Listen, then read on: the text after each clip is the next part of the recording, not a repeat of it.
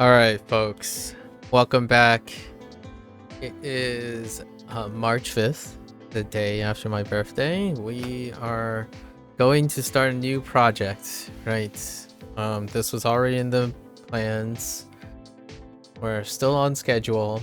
We recently concluded our month of Like a Dragon, right? And we did a pause on Duolingo Japanese. And now we're going back and phasing all that stuff back in. So at the beginning of every new project, I take the time to do a bit of an opening segment that I usually call opening opinions, right? O2, some oxygen, if you will. So,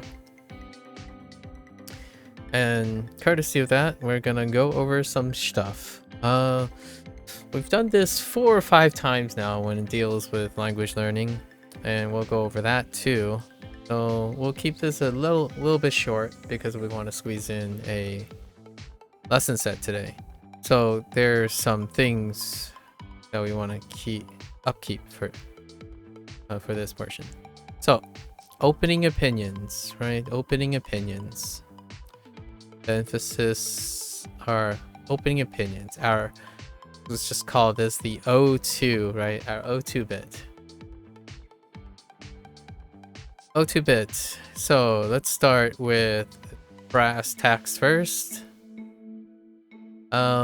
Usually, what, where,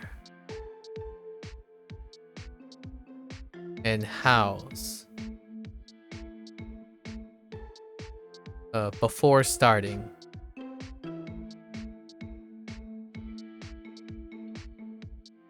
So this is where we have, I don't know, disclosures, dealing with my background, right? Dealing with my background, a lot of things that I find, whether they're relevant or not. So things like prior experience,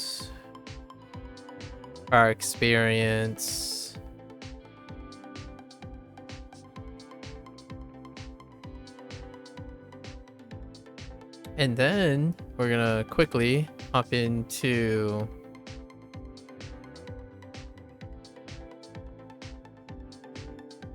intentions, right? Should I write this as intentions? I think we're gonna do this a little bit different. We're gonna do it as a frequently asked questions way of getting into goals / intentions, right?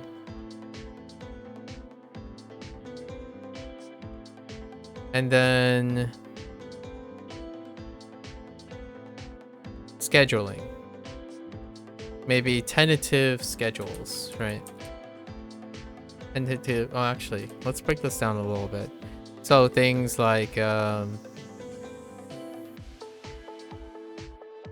fluency, right? This is what I mean by goal and intentions. Language laddering,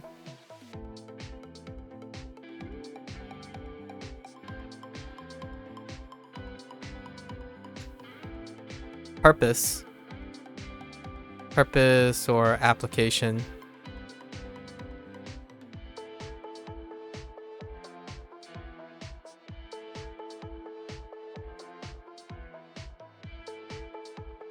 maybe something.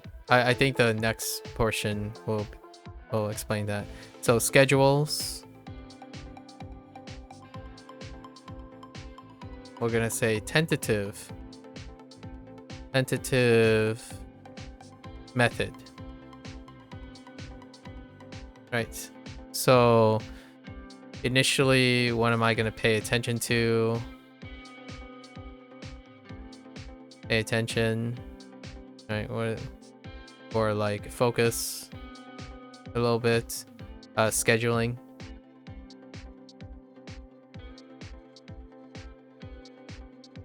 and maybe like relevance to future project to like Q4 of 2025, like a little bit of a bigger picture, right? Bigger picture.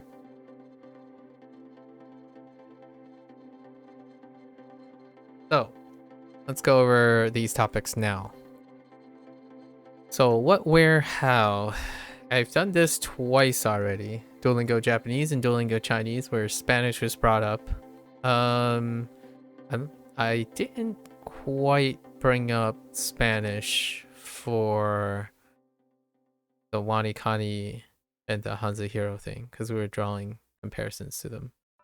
So let's start with the where, what, how. So prior experience.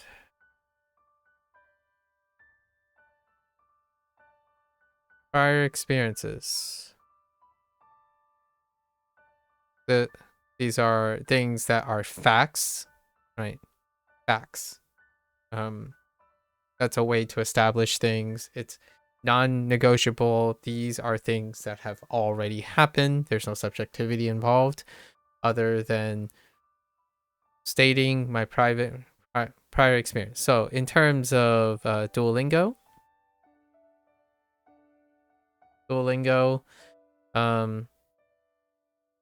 in no particular order, Duolingo Japanese.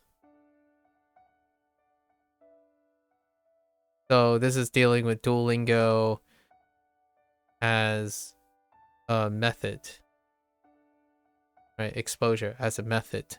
So like features and whatnot. So Duolingo Japanese and Duolingo Chinese. In terms of Duolingo Japanese, we're going to say approximately 300 days or 300 sessions. And then Duolingo Chinese, approximately 200. Right? Duolingo Chinese is a tier 3. And Duolingo Japanese is a tier 2. And what do these mean? Tier 2 is pretty much the overall feature set. We're not going to go into many of those things, but we're talking about overall feature sets. And one thing that, let's say, that distinguishes a tier 2 from a tier 3 is maybe the inclusion of story, words. If these keywords don't ring a bell, that's perfectly all right. These are different features that I see that may be a little distinguishable. Response, listen and response.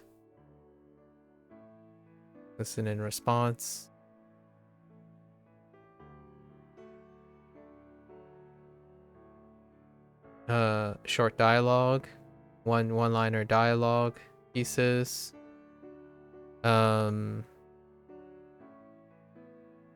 Multiple choice, right? MC.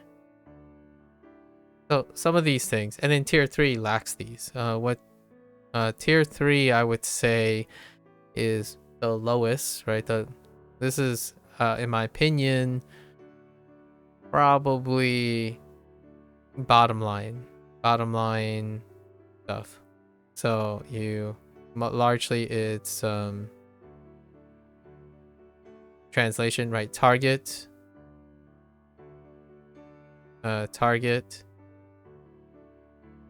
to native translation, and that's about it, right? The addition that was added for both of these as a attempt to introduce the writing system was both the kanji and Hanzi system, and they both are relatively the same.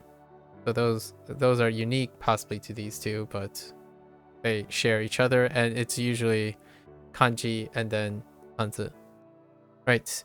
So that's to give you a rough idea of prior experience with Duolingo, and for all intents and purposes, this is complete at the moment in terms of learning. And Duolingo, 300 sessions is not all of it. It's about, I'm gonna say it's about approximately 66% there, right? And that'll be relevant to Duolingo Spanish in terms of scheduling in a bit. So these are my experiences. You can infer whatever else that's true, like how many words. We can throw in some words. I think generously in terms of Japanese, in terms of kanji,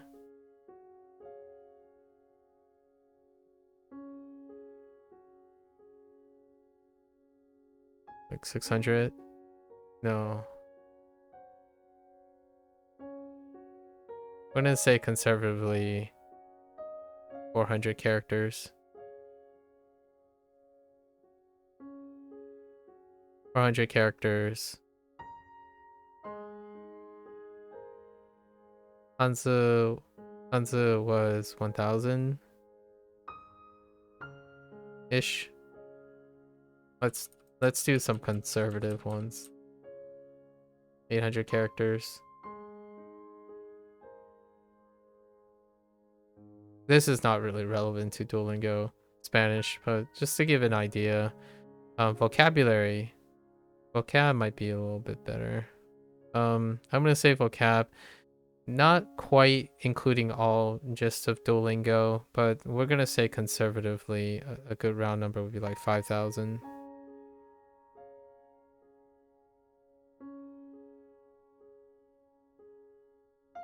And for Chinese, 3,000.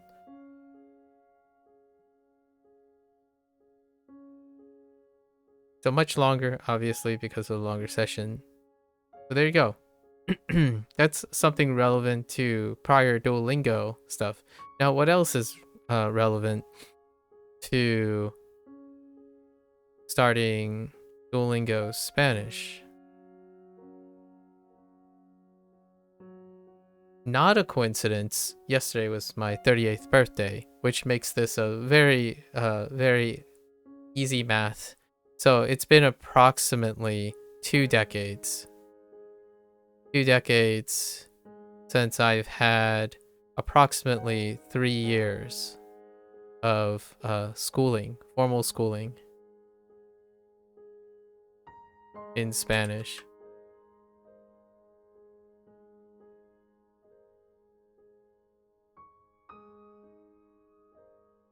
What else is relevant? You know, when I would say now, after all these more than a year now of language learning and conversing with other people, I can say conservatively,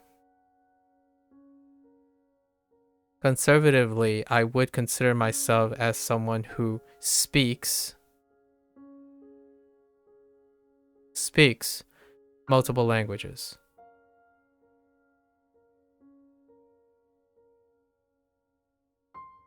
I think overall, if I took the highest of standards that people try to project onto me and the lowest qualifications of a speaker, over the year of interacting with people, I would say in the middle, I can conservatively say that I speak more than one language, right? So that less conservative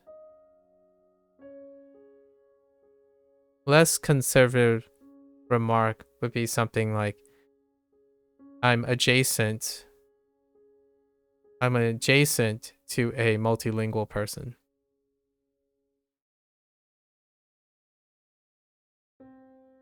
So with a grain of salt, I would say I tend to experience things from a person who would strongly considers themselves multilingual. So my experiences tend to reflect someone who is multilingual. And what does that mean? Daily,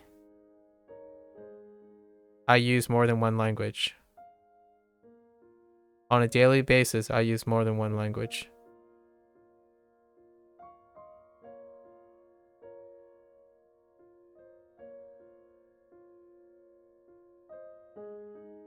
And this means that I use it pragmatically, not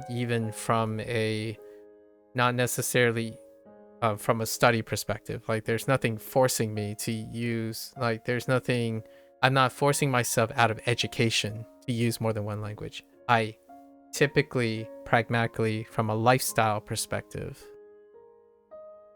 use more than one language. In fact, I use more than 2 languages now. This also means on a daily basis, I am exposed to more than one language.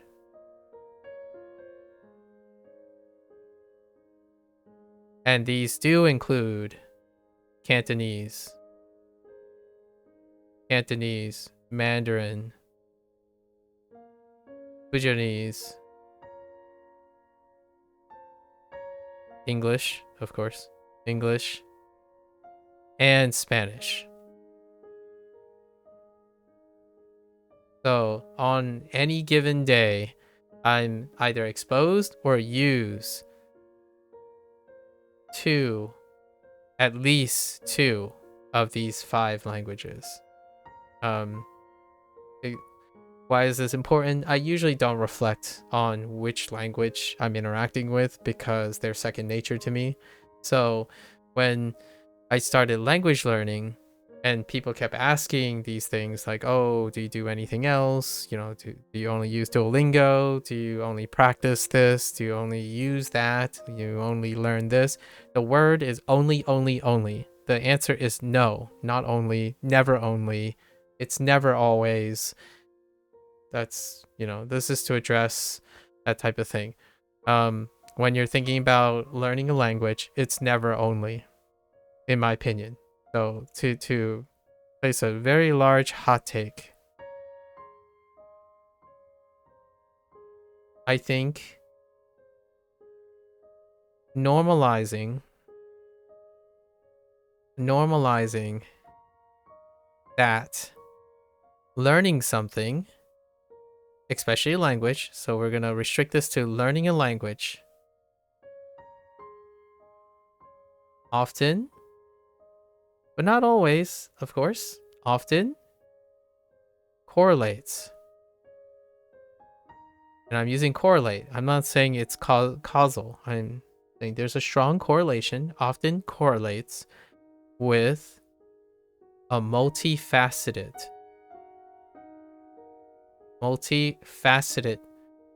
forms of exposure,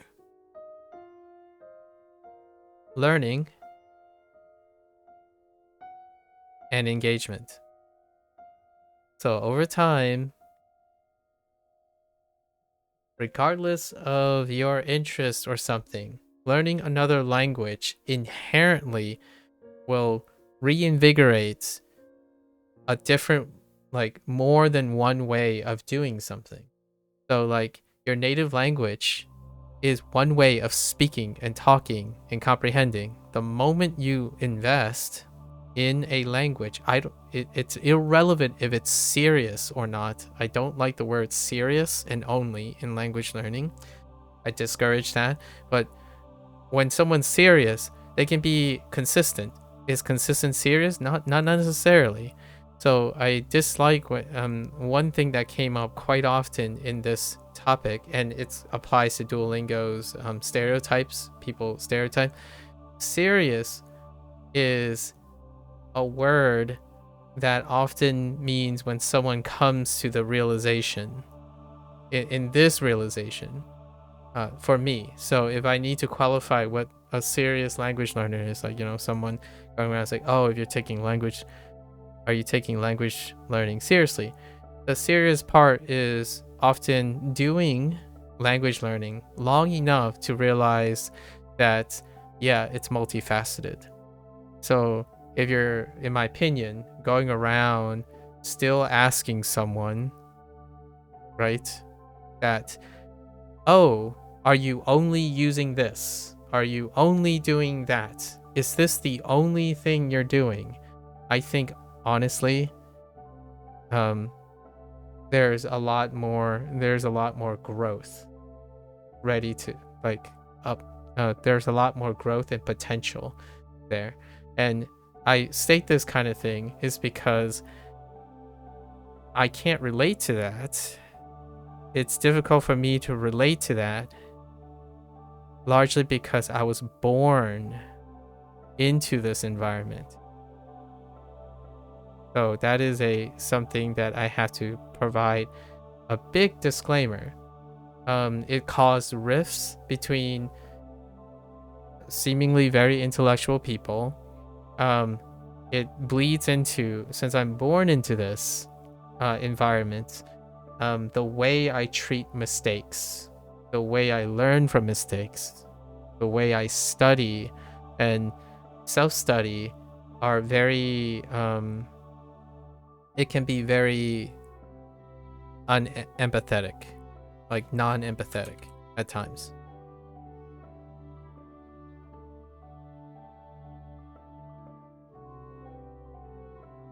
So what I mean by that is my interactions when people provide me advice, those who are not in an environment like this or have achieved this point of view from learning language long enough, their advice can be dismissed unintentionally. Now, the other way around, this is going from like a stranger to me. Now, the other way around, I try to make my best attempt to first understand the stranger if they ever approach me with anything, right? That's how I try to be a little bit more empathetic. And how does this work? I ask the stranger the same questions. What is your daily interaction with the language? What are your use cases of the language? What is your exposure frequency? Did you come from a multicultural background, for example? It goes without saying, maybe even how I appear while speaking American English. I am a heritage speaker. I really like that word that someone mentioned a bit ago. I'm a heritage speaker. And also diaspora is another word I picked up over my last year. So I'm a product of diaspora and I'm a heritage speaker, right? That implies, in my opinion, for me, I did not reject my my heritage language, my mother tongue. I actually preserved my mother tongue. Now, there are quite a lot of diaspora, especially in the United States, that end up foregoing that and concentrating and largely became monolingual over time. Largely. That doesn't necessarily mean they don't have the ear training and the ability to comprehend what they're listening at the expense of speaking, right? For myself, I actually preserve the ability to speak. And I largely problem solve in that language, in the mother tongue, which is Fujianese. So with that said, I grew up in the United States. I'm born and raised American. So Spanish is very at home. I walk around, I drive outside, I'll probably hear some Spanish, right? And Cantonese, I misspelled Cantonese, by the way. Cantonese and Mandarin are inherent together as diaspora from China.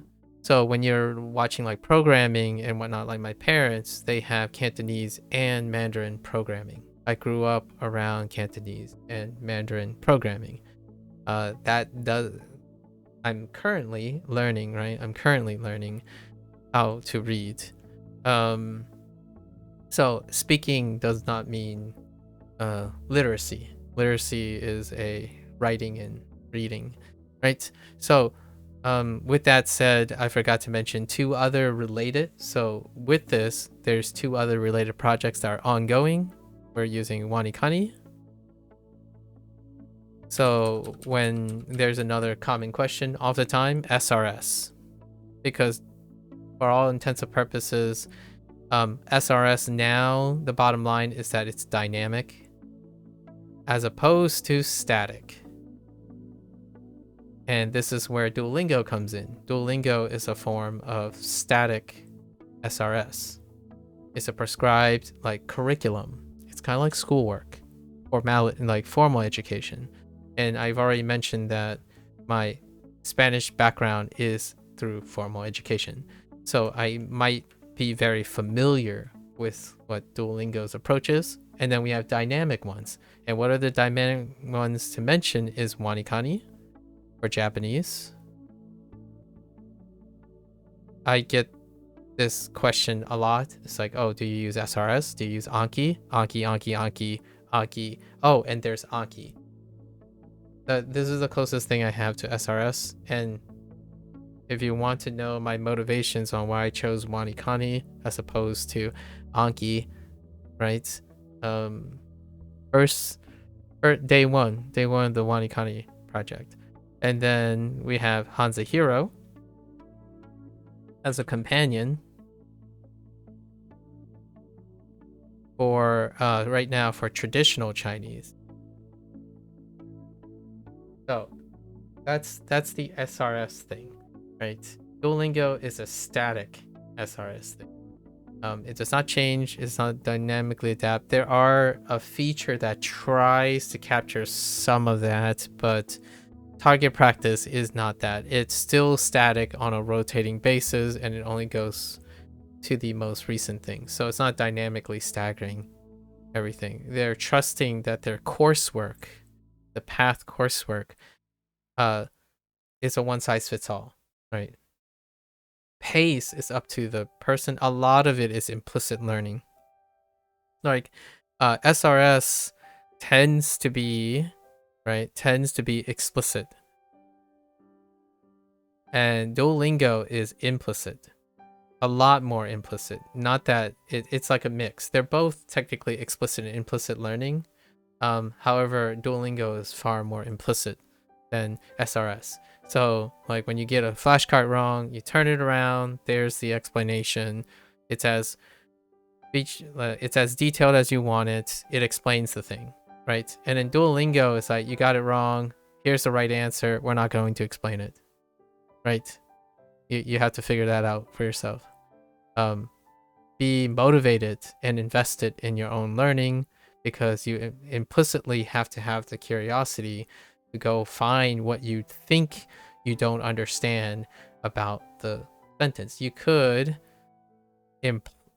deploy in explicit nature by saying, oh, I'll just enter this sentence and then ask someone to explain it to me. That's perfectly fine. Oftentimes, I do not take that approach. In formal education, when you get something wrong, you try to figure out why it's wrong, and you talk with the professor. If you still can't figure it out, you talk with your classmates, right? Implicit learning. This is probably a big one, and I do both. So, for the record, I wanted to show that prior experience demonstrates that I do both. Now, there are other prior experience stuff that are coming from this. What is a form? This leads to explicit and implicit learning, right? Explicitness deals with me using a cross-reference. So it won't be in the beginning. I'm not going to cross-reference in the beginning, but generally I'm going to grab a dictionary, whatever people think the Spanish, electronic Spanish dictionary is great. We're going to grab a dictionary and a grammar source. Right? A grammar source for explicit learning. That will be something that I've done already with Duolingo Japanese and Duolingo Chinese. Duolingo Chinese has the Chinese wiki and the MDBG dictionary site in Japanese. I ended up using Tofuku's site and also jisho.org, right? So in this case, I will probably find that. And in terms of implicit learning, what we inherited from Duolingo Chinese and Japanese is constructs. So we're going to continue doing constructs. I talk about this a lot already. So long story short, these are a combination of associations,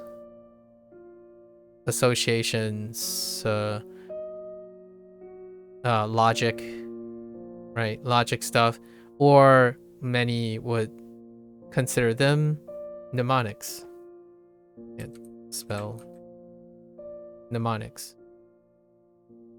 but I don't usually call them mnemonics anymore. This is learning. These are deeper than how I would say other people think mnemonics are. Like when I asked this question multiple times over the course of my last year in language learning, mnemonics is often cut off at like, oh, it's something that it's a rhyme or some short story that I use to remember the thing and then forget them. Association and logic is something that's upkeep for life for me. So think of it more like a mind palace.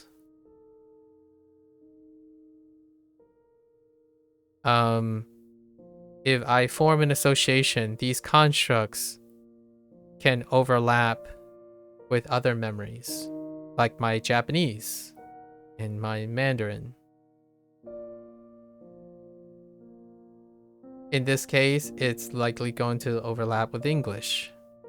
So we form permanent memories. We use memories that I have with the existing languages in order to create an association or a logic connection with the vocabulary, because that vocabulary that I ultimately commit is going to be a part of my life. It's expected to stay. So I try to construct associations and logic things that is going to stay. They're not serving as what I feel the majority of people think of as tools, as in it's a stepping stone in which you step over the stone once you don't need it anymore. It's not training wheels. Mnemonics, to me, lots of people, when I was talking about, oh yeah, this is an antonym of this, it's like, oh, that's a neat like tip or reminder to try to remember that stuff. It's like, no, it's not just to remind. That's not the purpose. The purpose is to form the association forever, right? If I can say a word in Japanese and know that it's in Mandarin and in Spanish and in English, those are forever.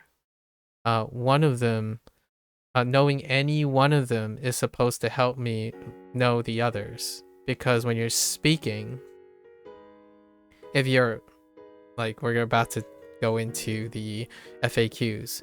Actually, this is a perfect place to go into the FAQs. So let's go and start a new page here. So, how is this related to the fluency? Right? Fluency.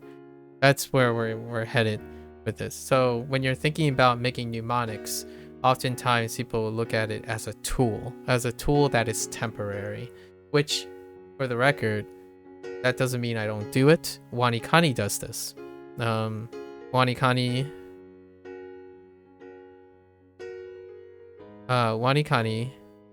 and Hanzihiro operates on the idea of using mnemonics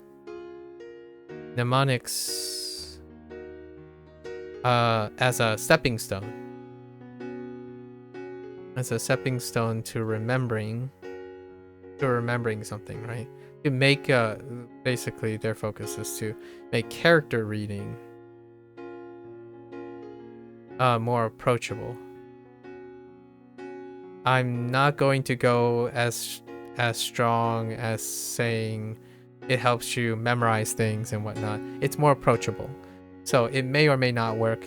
It may or may not be helpful, largely due to mindset. So why do I bring this up? Because I think the idea of mnemonics develops even deeper when someone is in a longer education. These mnemonics become learning strategies.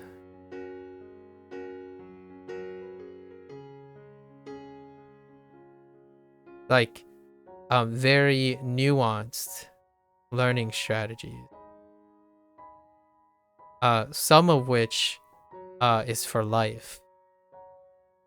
They're life skills, life memories. And this is the consequence of long-term education. Whether that's that includes formal education, self-education, what have you. When someone spends a long time learning, there are learning strategies that are so nuanced that it is only commonly felt for a lot of people. For myself, it's my focus. So this is my specialized skill. Like I enjoy this specialized skill. So what does that have to do with fluency? For me, fluency, right? This is a frequently asked question. Like, are you fluent yet? Are you conversational yet? Can you speak the target language yet? Have you spoken to a native speaker or anyone? Have you used? All these will be categorized under fluency, because fluency is nebulous. So I think there are bottom lines for my thought about fluency, and it's attached to this idea. Fluency for me is an ability to leverage the target language,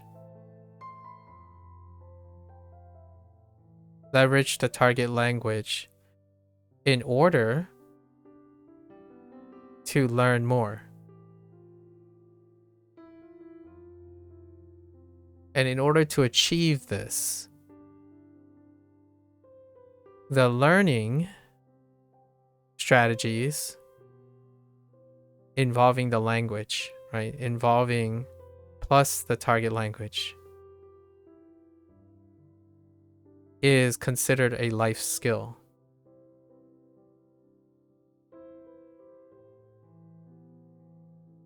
So what do I mean by that? If you're asking yourself, how do I learn more vocabulary? Well, I learn more vocabulary by using Japanese. Then to me, that is one of the bottom lines of fluency. If you can't comfortably say that, then I would say for myself, I would be questioning the feeling of fluency, right? If someone speaks to you, like if someone tries to speak to me in Japanese, I will have the natural curiosity of trying to use Japanese or the Japanese I know in order to comfortably try to learn something from it. No, it is not. And I didn't say bottom line. One of the bottom lines that are commonly emphasized is accuracy.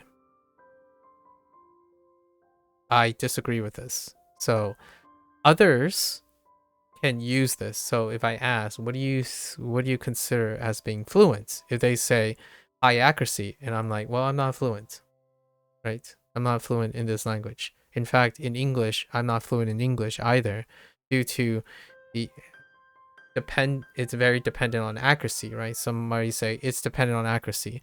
So, well, I wouldn't consider my English incredibly accurate. So what is your accuracy? Well, you know, you don't ever say anything wrong. And I'm like, okay, well, I'm not fluent in English. These are the common conversations that I have quite a lot. In fact, I have no problems adhering to the standards and qualifications of someone else, provided they are able to accurately express what fluency is. My bottom line is that having the ability to leverage the language in order to learn more about the target language is a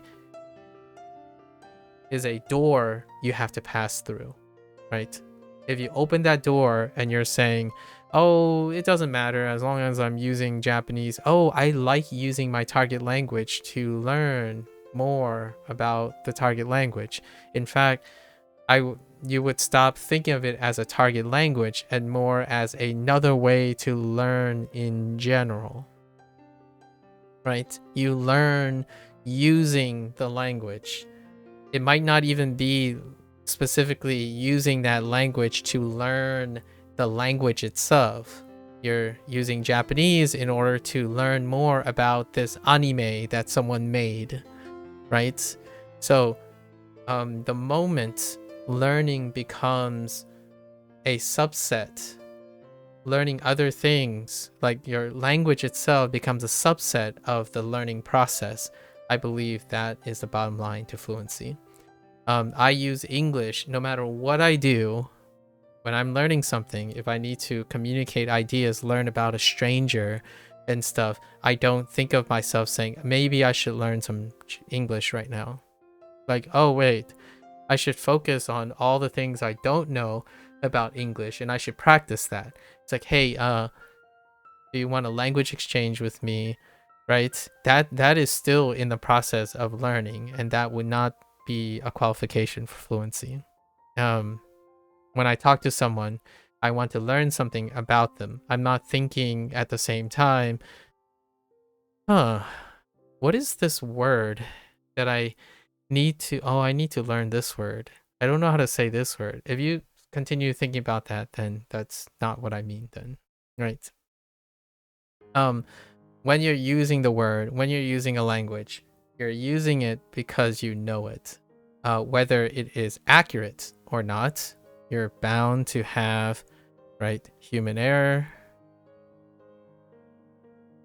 There's also creative barriers.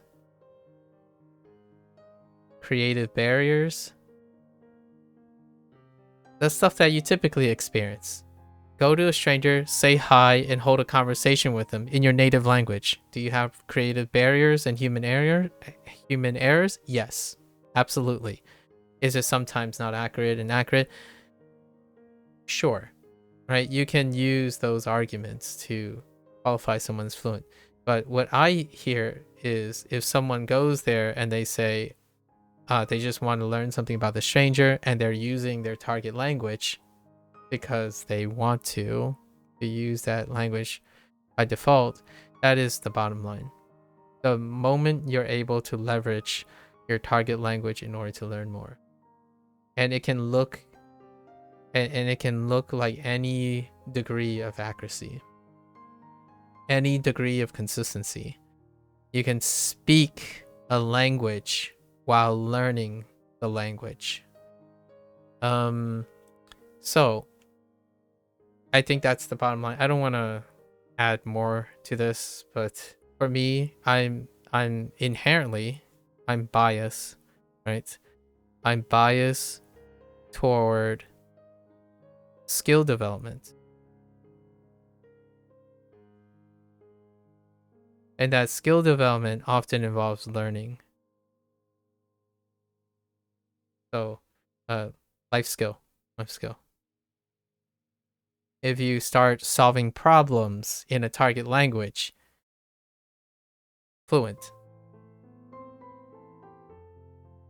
If you're still going around like trying to figure out how to translate like the summary of One Piece instead of saying, oh, you know, Monkey D. Luffy. He's a pirate, right? You're using the language to summarize something as opposed to going out of your way trying to translate something, right? I think, to me, that's great. Now, the reason why I say this is because the other most common thing, more common thing about fluency is comprehensiveness.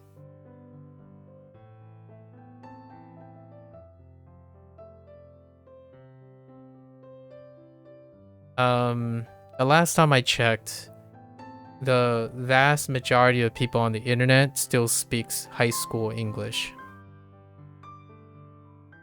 And if I had to categorize the vast majority of people who use English to communicate with me on a daily, like on a once in a moment basis, their English is probably even arguably possibly lower than the comprehensiveness of their target language, right? And you might be thinking, well, that's because they're focused on their studies and it's really recent to their studies. It happens in countries. The United States is not a great example of a country that emphasizes learning more than one language when they're growing up or like retaining it. However, in other languages, English is far more comprehensive in the knowledge department than the native, their mother tongue, the country's the country's predominant language versus the secondary language per se. Like grammar is better, right? All the technical things, right? And that creates that dissonance where, oh man, how come my English is, how come I'm paying attention to being grammatically correct far more than a native speaker? Largely because native speakers are fluent without necessarily primarily focusing on comprehensiveness and accuracy. They are using fluency as a bottom line for pragmatic uses. And for me, I'm biased towards learning. So my most pragmatic use of a language or a target language in pretty much most of my life is to learn about someone else, to learn about content and information. So the moment I start doing that in Japanese, Mandarin, and Spanish is the moment I get closer and closer to fluency. But to make it clear, fluency is on a continuum, right? There are millions of points, but what I mean is it goes towards this direction the more and more frequently I decide to use a language in order to learn something. You might be thinking, well then how do you improve your comprehensiveness and or your accuracy?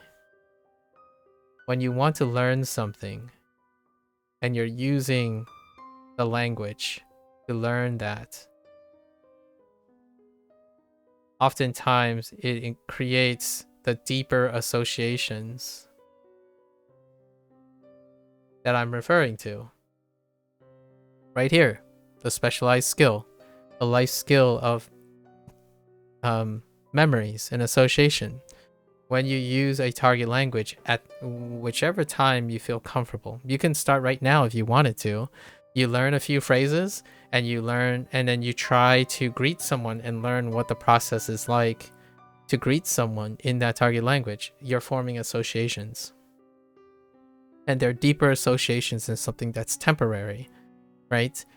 If you say, you know, Ohayo gozaimasu, or ni hao, right? Ni hao. Bienvenido, right? Bienvenido. ¿Qué tal? Right? ¿Qué tal? ¿Qué pasa? Right? That type of thing is linked to your memory. So the phrases that you remember the best and the sentences and the vocabulary that's best oftentimes has a deeper association. There is a mechanical, pragmatic use for them. So aiming for comprehensiveness, in my opinion, might actually disproportionately warp someone's perspective, in my opinion, on what is considered a native speaker or native-like speaker. And that is a contentious point. I understand this is a hot topic. I wanted to be a little clear about this, largely because I will probably have to answer this question 2 or 3 more times in the future, once every 2 or 3 times a week, probably. Spanish is an incredibly large macro language. It is by statistics second to English. So we're going to tackle lots of these questions again, and this will bleed into my other things. So let's do our segue to our other point, right? Language laddering. So how does this relate? This is my process of language laddering, which I'm new to, largely because I haven't done this in a long time, where you're using target language 1, right, to learn target language 2, to learn target language 3, or this relations, right, or both directions, right, that kind of thing. That creates a memory association that is not the same as viewing language as a stepping stone. So oftentimes when people think of using your native language, native 1, to learn target 1, you're only going in this direction. It's one directional. You want to learn the target language and remove your native language from it. So then you're only thinking about the target language, right? Language laddering is not this at all, in my opinion. Perhaps other people will beg to differ. In order to be open to learning multiple languages,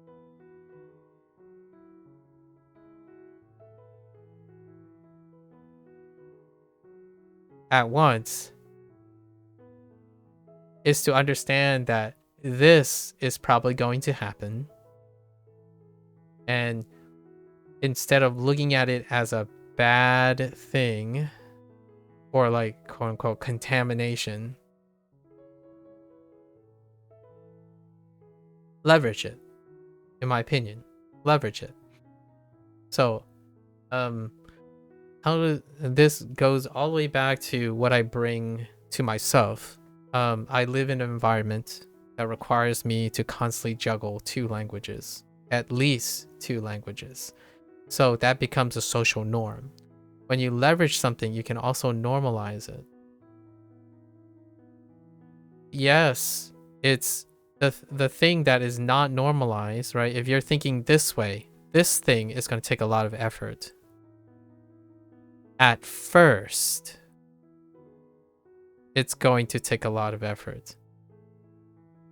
However, much like what I think about fluency when it comes to language is the moment it becomes effortless, as in it's manageable. We'll say more manageable. I would even argue that my Mandarin is sufficient enough now in order to use that to learn, to continue with my Japanese studies and my Spanish studies in the future. Right? When I'm thinking like 今天, I'm thinking like 今日, right? 今天 is 今日. And I just said a sentence in 3 languages. 今天 is 今日. Or 今日は今天と, right? Oh, I'm just quoting for the time being. So right? That's what I mean by language laddering. So you are encouraging yourself, at least for me. Sorry, I misspoke. Not you, as in I was talking to myself. Like you, myself, are encouraging to use something you are learning as a natural part of learning something else. And because you are doing that, they are going to be associated together. So when you're learning today in Japanese, yo, you are also learning 今天, which is today in Mandarin, and ahora. Ahora is today or now in Spanish. And the only reason I still remember ahora is largely because I attached it to the meaning now in English, which is jirung in Fujianese. I don't actually know what the Cantonese one is. It might actually be the same or similar. But that's kind of the idea, and you build that up over time. It's for life. Yeah. I still don't know how to say life in all the languages, actually. Okay, right?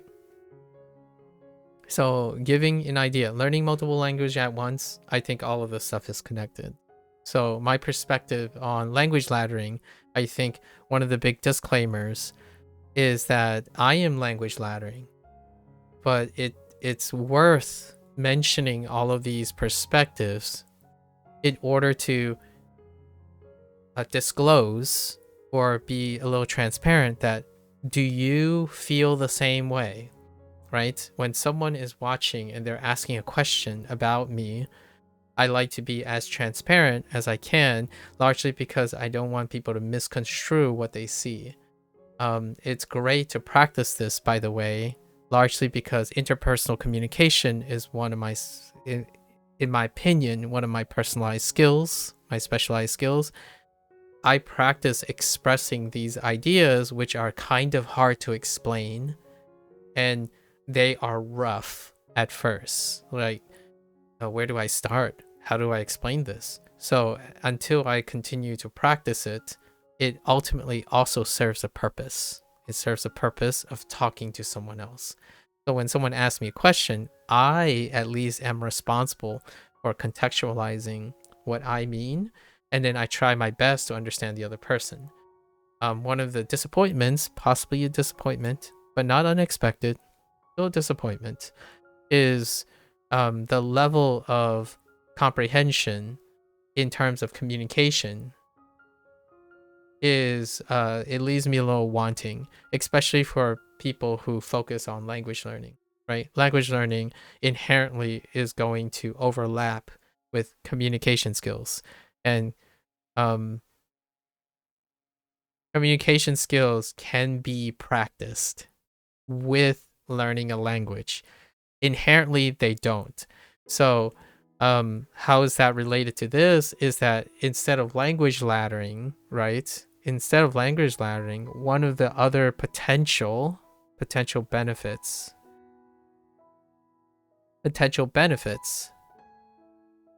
or applications, and this goes into the next point, which is, I think, intent. Proposed application, yes. That naturally goes into the next thing, which is the potential applications, right? And that is interpersonal communication skills. I get an opportunity to expand my ability to communicate. I can express things in analogies that are used in many different ways. Like, for example, how am I able to resonate with someone who gets ke, and ke, and mixed up, right? This talking about language through communication, and using a different language, right? If you ladder your target language, you can begin to have appreciation for even your native language. So talking about the language itself and the language learning process itself, I become more relatable. So participating in learning a language gives me other appreciations, especially for my native language, which is English. I can't tell you how many hundreds of hours that I spent talking about the parallelisms between Japanese and English. Meanwhile, you have that 2 or 3 people that come by and say, like, they're not the same. They're not the same. It's like, well, yes, they're not the same. That's the fun part. 2 people are not the same. Like, if you go around having a mindset, right? Having a mindset like this, I am not the same as you. Language 1 is not the same as language 2. That can be helpful, pragmatically speaking, when it comes to learning a language, right? The mechanics of learning a language. But to me, it's not learning something else. It's not practicing interpersonal communication skills. It's not normalizing problem-solving skills. Problem-solving skills, critical thinking. You don't have to critical think if you just keep saying it's not the same, or it depends. You don't make the attempt to talk about it. How do you discuss more like non-trivial topics if a trivial topic is easily brushed off? Like, it's a cyclic argument too as well. You can argue that, well, that problem is not important. When the important problem comes along, I will make the exception and talk about it at length. It's like, well, much like language practicing and learning practicing, you can practice before it even happens, right? So language laddering is a natural part, in my opinion, of my background. So not for everyone. I'm not saying, oh, look at me, I can speed run 3 languages at the same time. No, I am enjoying myself using the language to learn about and practice the skills that I enjoy. And what are those top 3 skills? The practical applications, right? List of practical applications.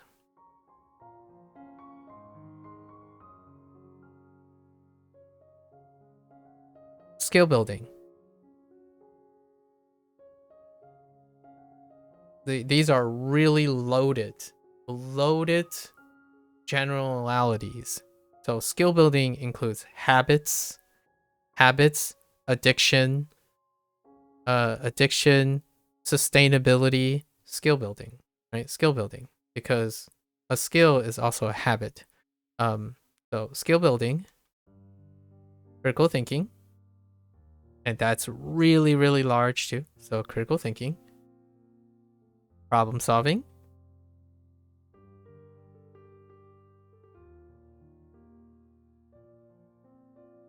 and interpersonal communication.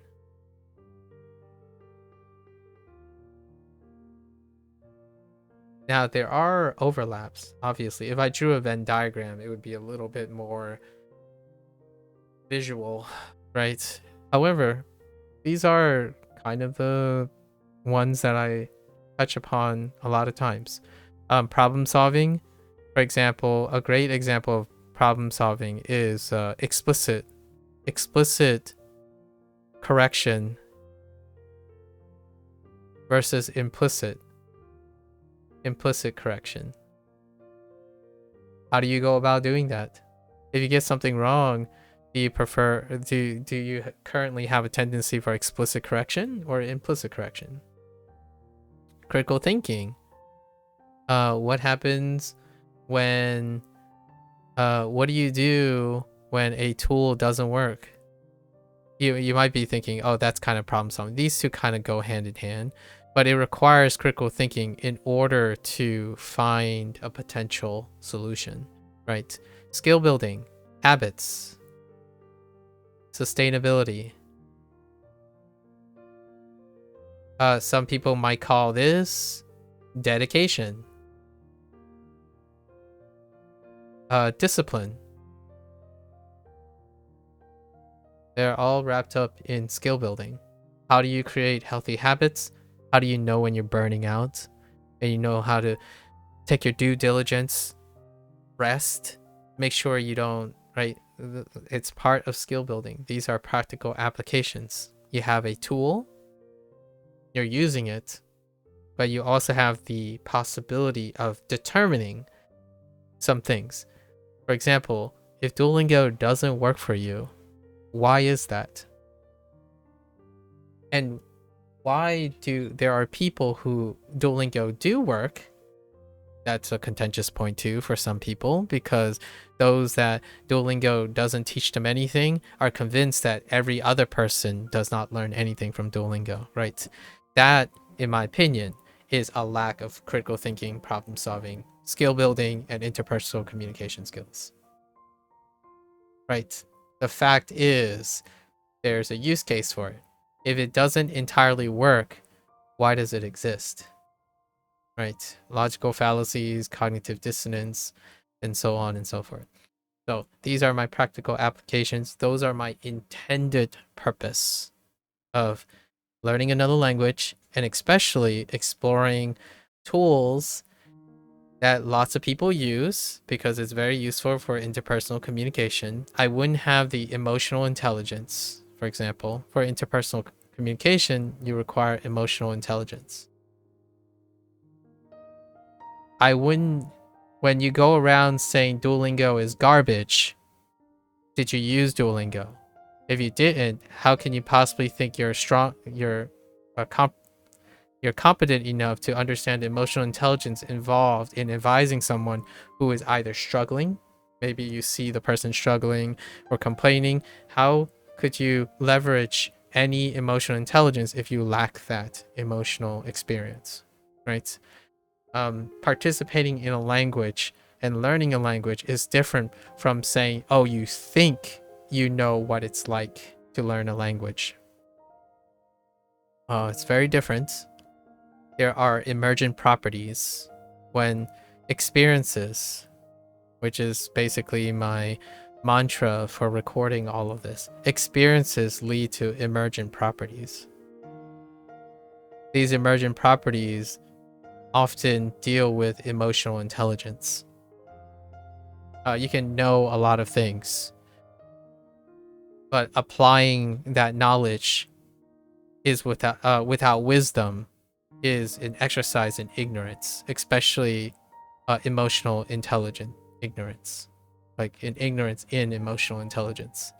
So when people say, yeah, I don't know why I make this mistake, and then someone comes by, is like, well, you know, if you made this mistake, this would be the way to correct it. Meanwhile, they have never experienced the mistake, so how would you know it's applicable? You could shoot it and say, oh, this is what I think would work, and that person would go on and to try it, right?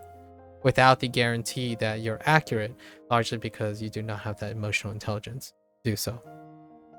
So there's our application, and then we have one last thing, right? One last group to cover. Oh, and I've been writing in the wrong color, but that's okay.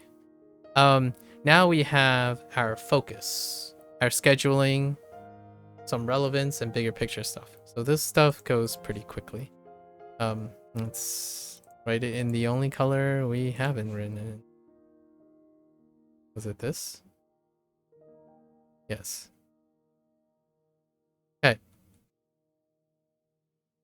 So, what are our current things? So our current approach, right? Our current approach. One of my focuses first, we're gonna say the first month, like the first month. It's gonna be like vanilla. Just gonna straight up do our current schedule, which is one lesson set. So, hold up. For the first month, it will be a 3-day schedule. 3-day schedule. One lesson set. One lesson set on day 1, right? This will be the new thing. Now, I'm still not sure if I'm going to do a construct yet. I think what we're going to do is look at the word section. Because now we're doing super, right? Super Duolingo. We're a subscriber now. So there's going to be a word section. And we're going to use that word section to create a reorganization.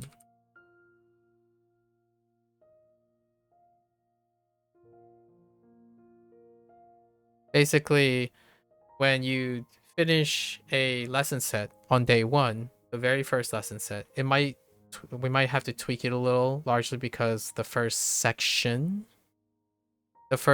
might be different. I didn't look at any of this yet, right? The first section might be different. Usually the earlier sections are smaller. So one lesson set, basically the first bubble is going to have, I don't know, anywhere from 4 to 6 lessons. And they are introducing new vocabulary. That new vocabulary, once introduced, gets added to a word section. However, my experience with this word section in Japanese was that it's incomplete.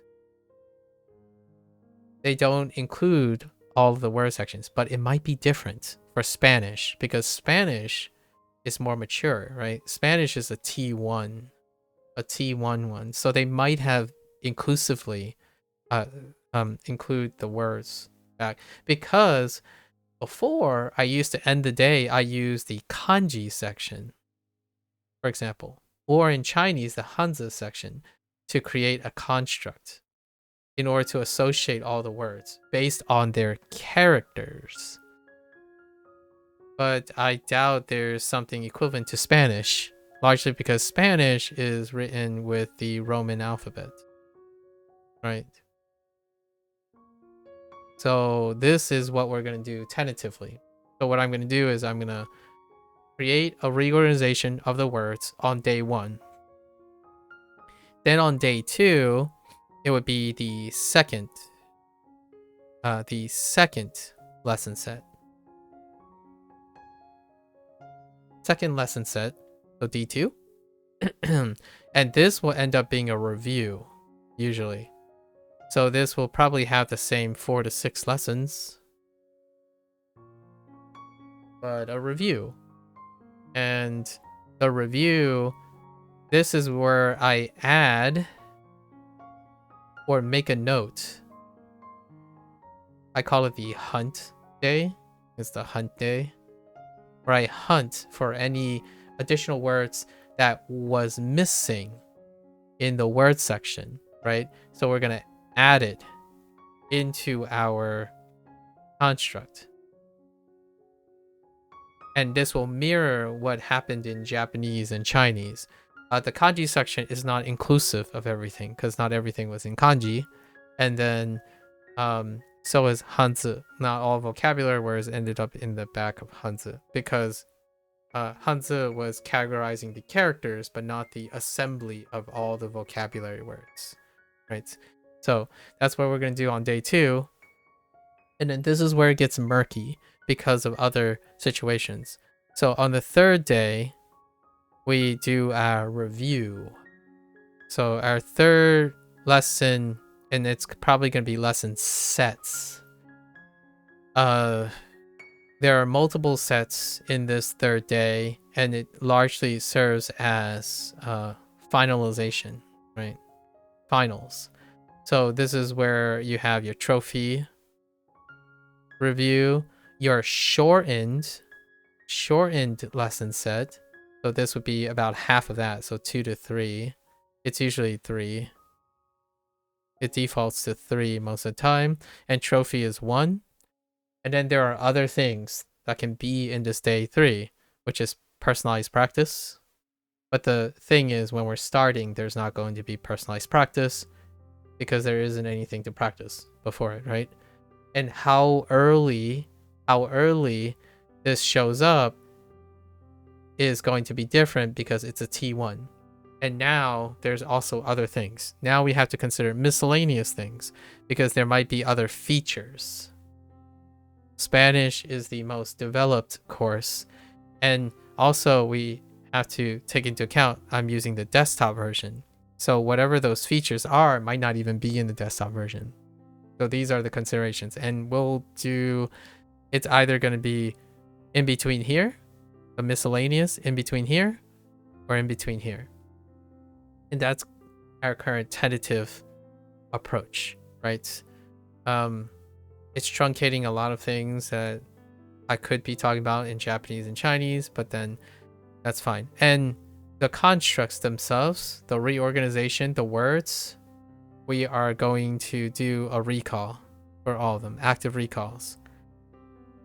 And it will carry 2 units, right? 2 units. So at the end of the first day, the beginning of the second day, recall. It will be a bunch of words organized in some way, right? For the time being. And then third, and I continue to do that until 2 units following. That will become self-explanatory in the future. It gives me like a whole week of active recall before the unit turns over and gets displaced by the current 2 units, right? So I drop a unit, add another unit, drop a unit, add another unit, while still maintaining 2 units. And then future, a bigger picture. I think we're gonna decide on a 50-day review. This is where I drop. It's probably around day 50. We're gonna take 1 to 3 days ish to do Duolingo related reviewing, and oftentimes that deals with like legending something or going back if my time runs out, right? And then this is this kind of thing. I call it a tentative take.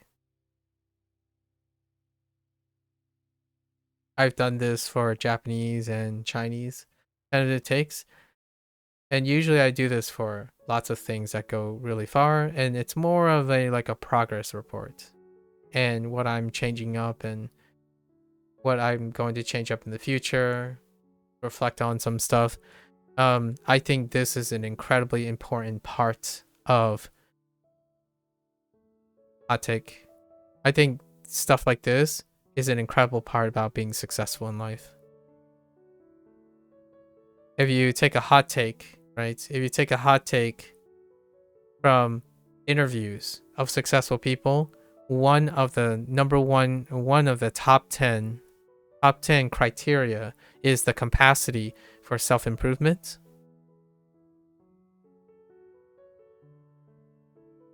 And consistent self-evaluation.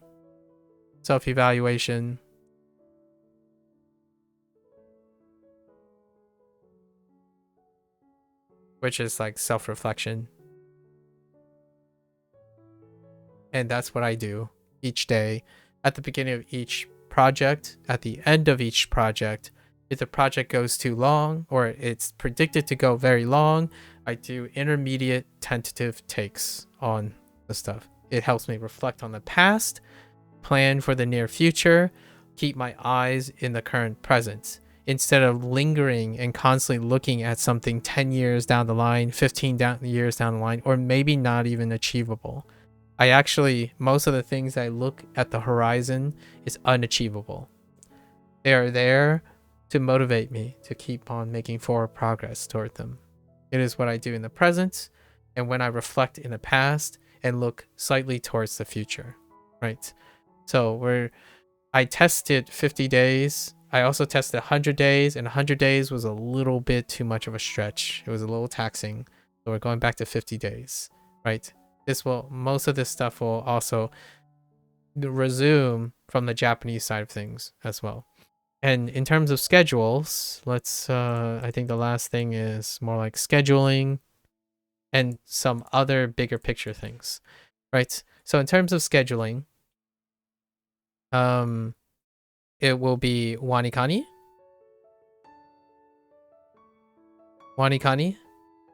then Hanzahiro. Those are my major projects. Then it'll be Duolingo, right? Duolingo, and it will be Duolingo Spanish as a priority.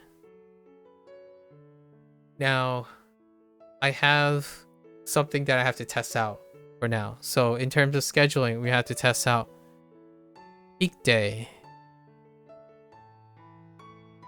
So Wanikani has an asymmetrical load. On leveling day, it's really high, and it tapers down on the next day, and then continues taper, and then there's a second spike, and it tapers down, and then the cycle repeats.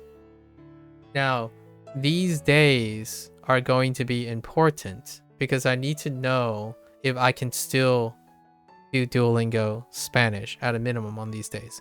If not, then Duolingo Spanish will only come after non-peak days.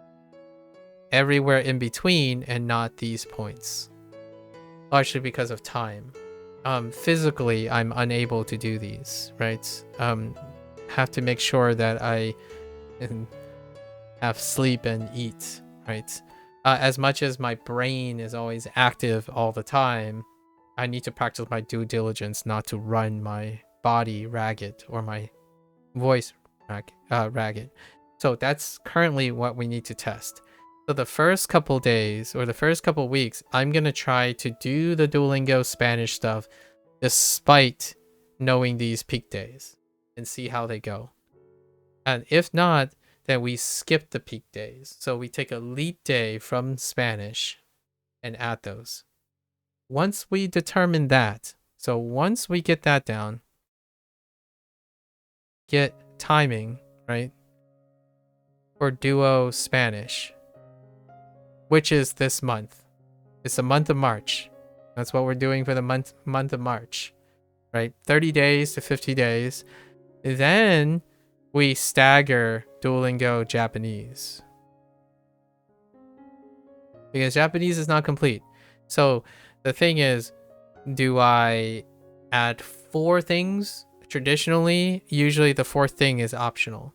So what happens is we can alternate. There's a chance we can try to alternate these. But that's not until April. So for now, that's the March schedule. And then for a little future to keep in mind, Duolingo Japanese is still around. You gotta work step at a time. Moving too quickly, slamming everything together is a recipe for burnout, right? So this is very systematic. I've already planned this last year. I already planned all this stuff last year. And then we look forward to other things. For example, further down the future, right? Further down, we have the LLM Chinese project. So this is using probably whatever ChatGPT model it is at the moment, and we feed in a Mandarin role RPing. I'm just gonna call it RPing, but it doesn't necessarily. I have a bunch of ideas that are written down how I would go about going back to the original theme, learning something using a target language. So the LLM Chinese portion, which I'm looking at May right now, the month of May, right? Not April. April is going to be Duolingo Japanese, weaving back in. May is going to be the LLM Chinese thing that's replacing the Duolingo Chinese portion.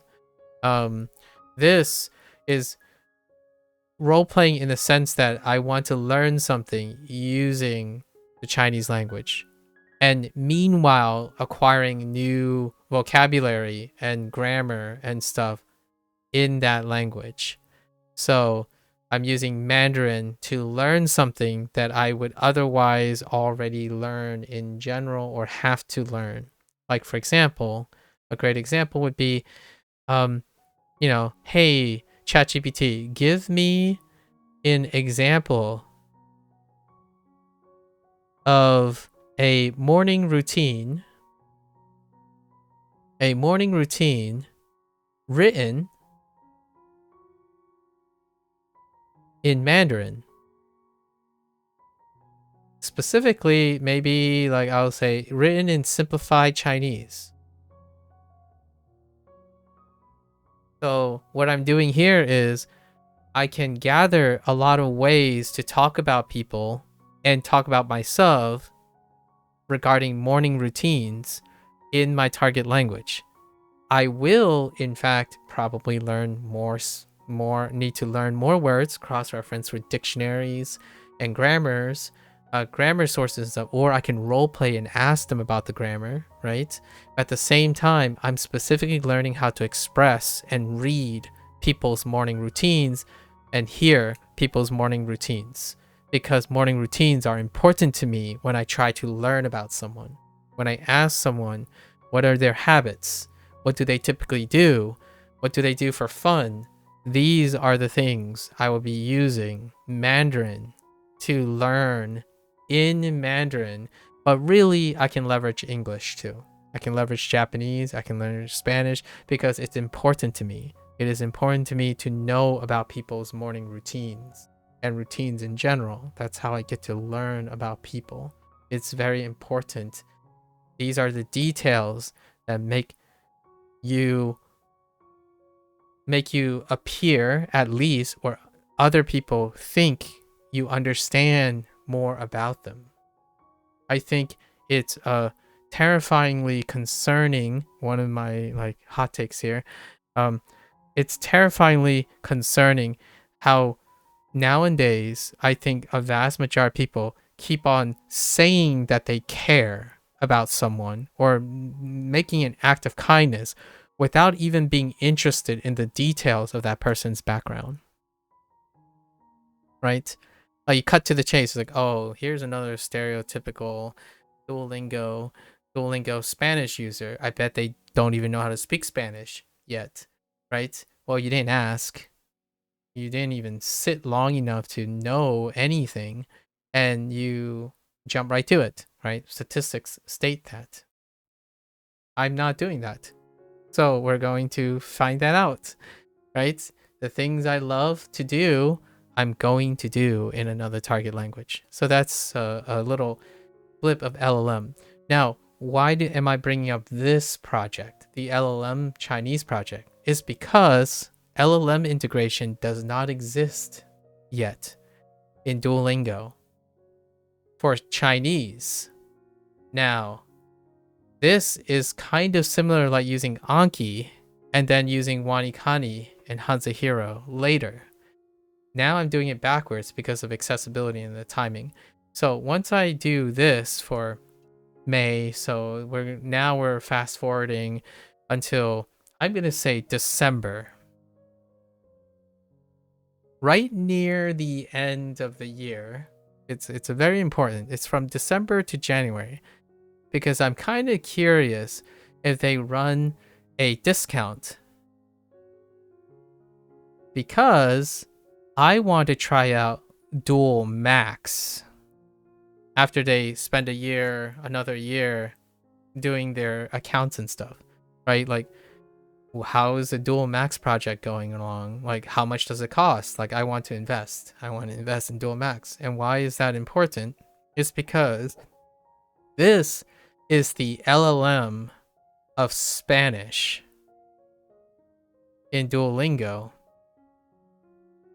So time comes that project, what I can say about relevant experience is I spent maybe half a year, using ChatGPT to roleplay Chinese, and then now I get to see what it's like when the roleplay is not of my own design. As in, what is it like from the Duolingo perspective? Because it's very important to me. When you learn something and you need to communicate with another person, you have to understand where they're coming from, right? Yes, certainly you can spend the entire internet saying this is the way I wanted it, this is the way I learned best. Well, you keep convincing yourself this is the best way you learn, then you never learn new ways. You never learn to communicate with new people. You never learn to improve your interpersonal skills because you become less and less relatable. All you do is me, and I'm the main character, right? You can still be incredibly successful, by the way. Like, we have plenty of examples, whether you like it or not, of people who only care about themselves and are so brilliant and, persuasive and influential or coincidentally lucky that they can do whatever they want. That's perfectly fine. That's not my purpose in life. It's not my calling. I like to be empathetic in as many ways as I can. And this allows me to constantly invest in not only is self-improvement, self-evaluation, self-reflection is one of the top 10 qualities. It's also consistently taking and understanding more perspectives. If you can handle more perspectives, your rate of success, especially in the human world, in the Anthropocene, will go rapidly up, in my opinion. It correlates with your ability to manage more perspectives. The key word here is being able to manage more perspectives. If you cannot manage more perspectives, then oftentimes, yes, that would be an exercise in diminished return. Like people who take on too much and become burnout or indecisive or non-functional. That can happen. I am very open about my mania. Every day in and day out, I might sound a little bit more well put together on stream is largely because I prepared all of this. I thought about all these things. They're negotiated and they still can look chaotic. Like, look at this. It's still relatively chaotic. But I spend day in, day out, and I can totally understand the trade-offs. When you take on more and more perspective, your clarity disappears. There's further and further lack of clarity. Complexity goes through the roof, and you can ultimately become very indecisive, right? So management is a very important thing. I'm doing my due diligence most of the time, slow pace, take my time, integrate all these things so that it doesn't become a jumbled mess.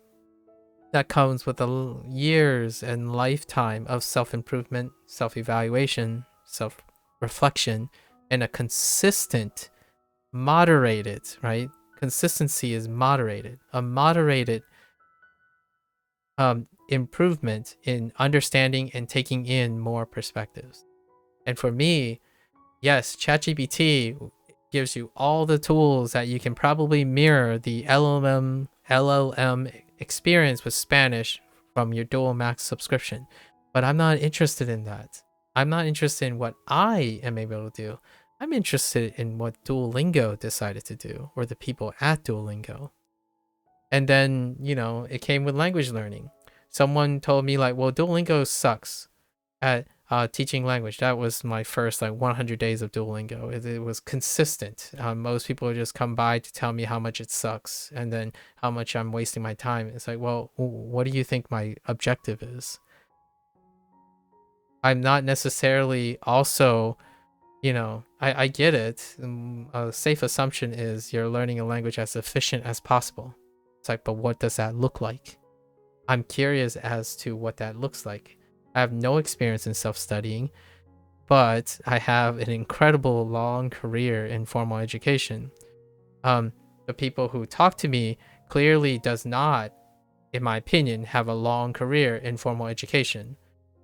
They're very successful self-studying though, which is excellent. I take their advice and I will get to it if I can, if it overlaps with my interest. My interest often is, I think I can learn most things fairly well, regardless of the topic or the nature. I'm curious how other people learn as well. So when you're asking me, go use Anki, Anki will serve you better. If I had $1 for every time someone said that, I could probably buy a dual max subscription for this entire year for this project, right? I think I've been told at least 200 times over the last year.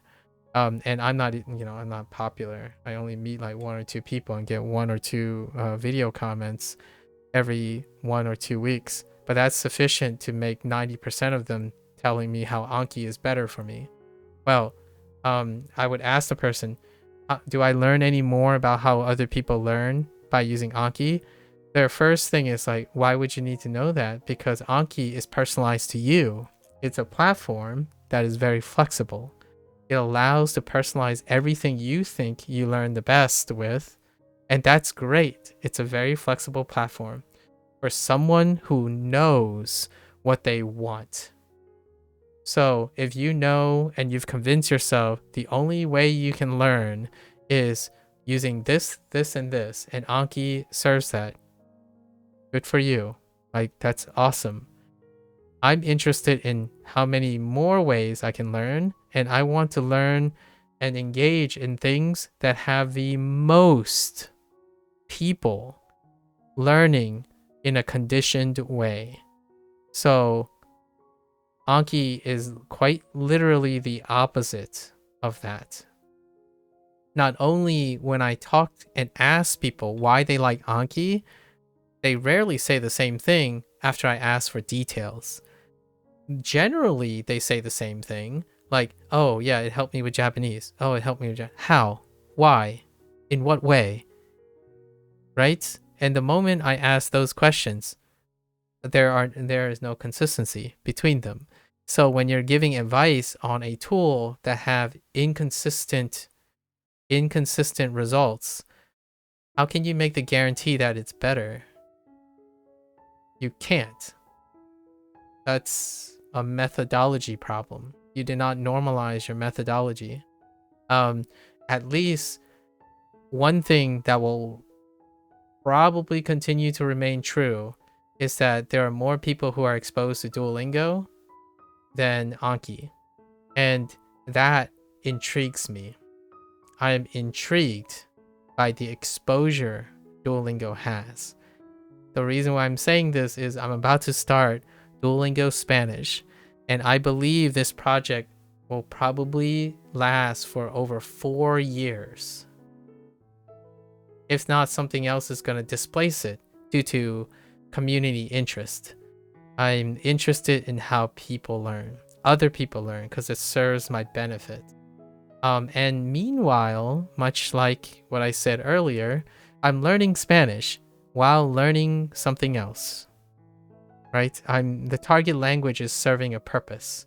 Spanish is serving a purpose for how I understand the way people learn now. If you want to provide advice and guidance and coaching, right, and you want to be an educator, I would say it is incredibly ignorant and narrow-minded to assume that because you are successful and you got in certain techniques that you can apply and share those advice without ever understanding the person you're advising. So this is my effort, my consistent due diligence to finding the most applicable experiences and then maybe doing my own spin on it as a non-professional. And one day when I get asked a question, I'm not like predicting what type of questions or what type of people I'm interacting with. That's a very important statement, because in this day and age, on the internet, people only associate with the people they want to associate with, so that they don't have to practice interpersonal skills or problem solving skills or critical thinking skills. You don't have to practice how to debate, discuss, have cogent arguments, and learn from each other if everyone around you are the people you want to be around. So when someone says unfollow, it's like, well, they're going to probably go and follow the people that they're used to, so that they don't ever have to develop new discussion skills, right? And that's their prerogative. It is their right, right? It's a privilege that they have. I don't strive to be that. I actually think the biggest challenges in life are the most rewarding to me. And one of them is to make things work when they don't work, because lots of people are trying it. So how much helpful can someone be comparatively? Like, give you two scenarios. One person who goes around championing the thing that works for them, right? And they know it works because it worked for them, expecting that everyone else has the same background and experience that they have, and so whatever they say, they can guarantee it works. Or alternatively, someone that sees that something is kind of working, but there's a lot of criticisms and there's a lot of bad juju and haters and whatnot, but it continues to be a thing that is connected with so many people's lives. That person tries to make that work. How often do you think the second person is going to have an opportunity to help someone than someone who's living on their own planet, thinking that their experience is the best experience and they can't even possibly relate to the problems that they're trying to advise, right? That's kind of like saying to a person, to an addict, for example, just quit smoking. I don't smoke. That's the solution. Stop smoking, right?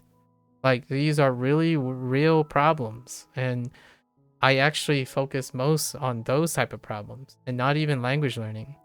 Like when someone says, I absolutely hate Japanese now, like I hate learning Japanese, or like I'm so bored of Japanese, or I hate Anki, like those are the type, or I hate Duolingo. Those are the questions that I'm interested in and I want to learn about them.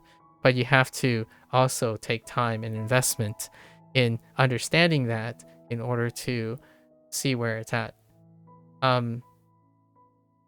That to me is a place where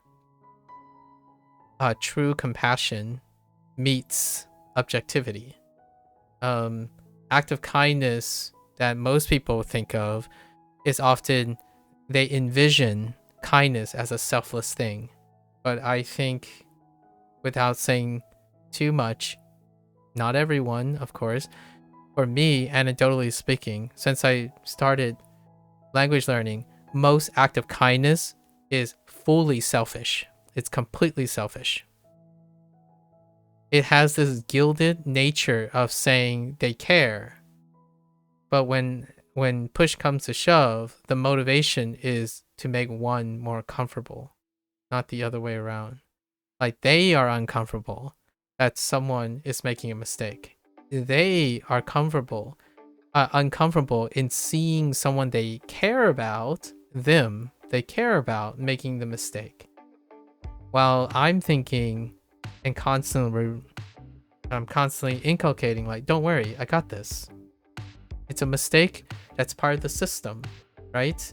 I need to learn how to solve that system. If this is too painful for you, it's not an act of kindness. It's selfishness, in my opinion, right? It hurts you to see someone try to fix a mistake, not the other way around. At least in my opinion. It sounds a little bit callous, I understand, but sometimes it's incredibly humbling to understand that you have knowledge the other person doesn't. So that inherently makes you less empathetic to that person. unless somehow you still remember what it's like to not be competent. There are individuals who believe, yes, learning from mistakes are great for retention and memory. If you learn it yourself, like solve the problem yourself, it's great. Meanwhile, they spend most of their time correcting other people and preventing them from making similar mistakes, expecting them that they won't learn from those mistakes. That is a double standard. That it's a double standard that comes with competence, right? So we'll see how that works for Duolingo Spanish. Anyways, wishful thinking. So that's a good wrap up. Like 2025 is jam-packed. I hope I didn't scale up too far, because last year we took it pretty chill for the most part. Duolingo Japanese for 200 days, right? We developed our Duolingo schedule and all that. Then we staggered with Duolingo Chinese, and right near the end of the year and going into New Year, Duolingo Chinese ended, right?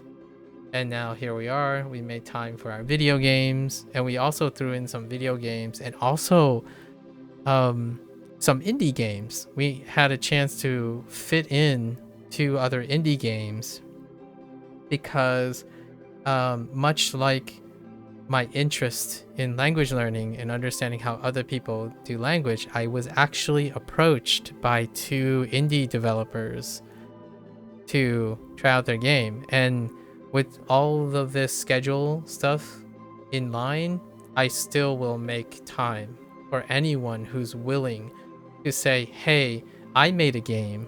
I want to see what you think about it, about their game, right? And how they presented the game mechanics, not what I want in the game. I think that's not as interesting. If you've already spent, in my opinion, it doesn't take a lifetime I think I'm almost 40. I turned 38 yesterday, or actually the day before, since it's past midnight. No, I turned 38 yesterday. With a lifetime of self-evaluation and self-reflection, that upkeep becomes this small, right? If you hadn't done a self-improvement, self-evaluation, self-reflection in like 30 years, like maybe this is the year, you're like, New Year's resolution, I'm going to reinvent myself. It's gonna feel like you need to catch up with 30 years of your old self. Well, I started when I was 13. So every year, it's a smaller upkeep, right? When 2024 ended, I had to reflect on 2024, right? Each year, I'm upkeeping a smaller amount. So yeah, it's going to be hard at first. However, learning is that it's a life skill. It requires consistent upkeep. Not that I'm saying you're doomed. Definitely not doomed. You can start at any time, right? Anytime. And this is my reason for doing this segment in front. It prefaces all my motivations, my goals, my reflections of years gone past that's relevant to this, and it reminds me of keeping my eyes on the ball of 2025. So there you go. And now we're gonna hop into Duolingo Spanish, right? Thank you for listening to this section, right? If you're gonna watch this later, as always, thank you, right? Gracias, right? All right, so let's pull up. Let's pull up our Duolingo here.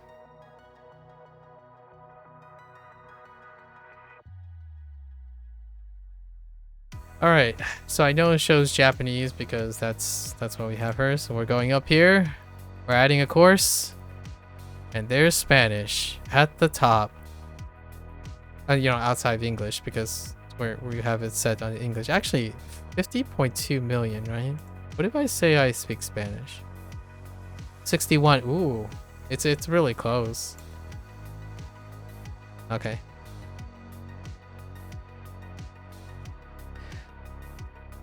After we answer these questions, I'm gonna take a quick bathroom break. But how much Spanish do you know? I generally, regardless of my comprehension, I tend to start from zero. I'm a proponent of bottom up all the time when it comes to someone's complacency, right? So let's just read through these.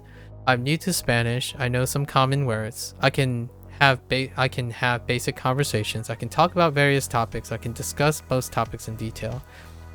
If I had to pick where I am after a little bit of review, I probably can have basic conversations.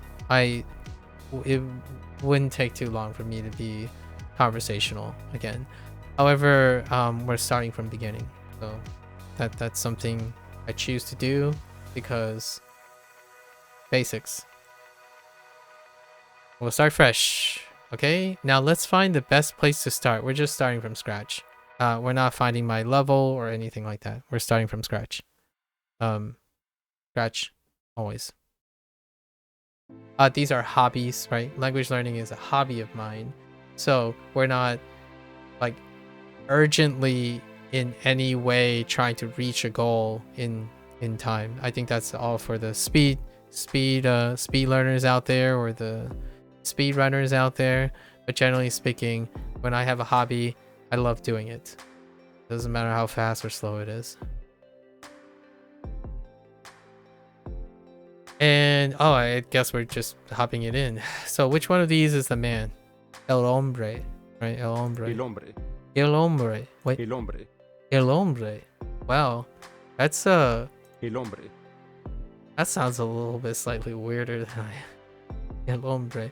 Okay, it's like really squished together. It's really close together. El niño. El niño. El niño. El niño. Remember that you can always hover over words to see what they mean. We don't really do that very often, but El niño. oh, I forgot to change the animation settings and stuff. That's why she's like frozen. So el, right? El niño, the boy. El hombre. El hombre, the man.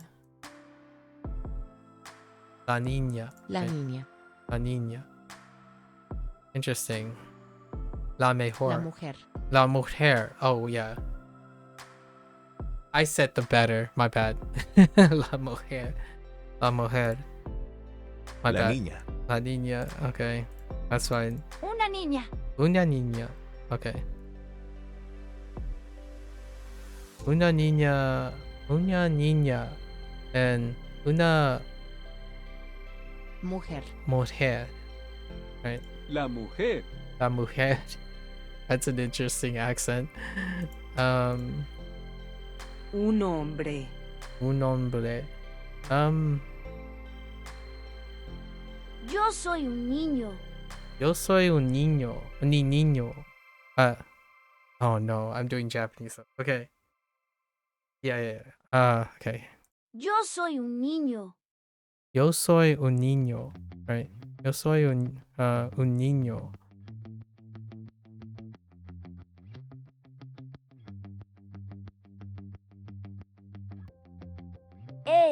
El niño. Niño. La niña. niña. Okay.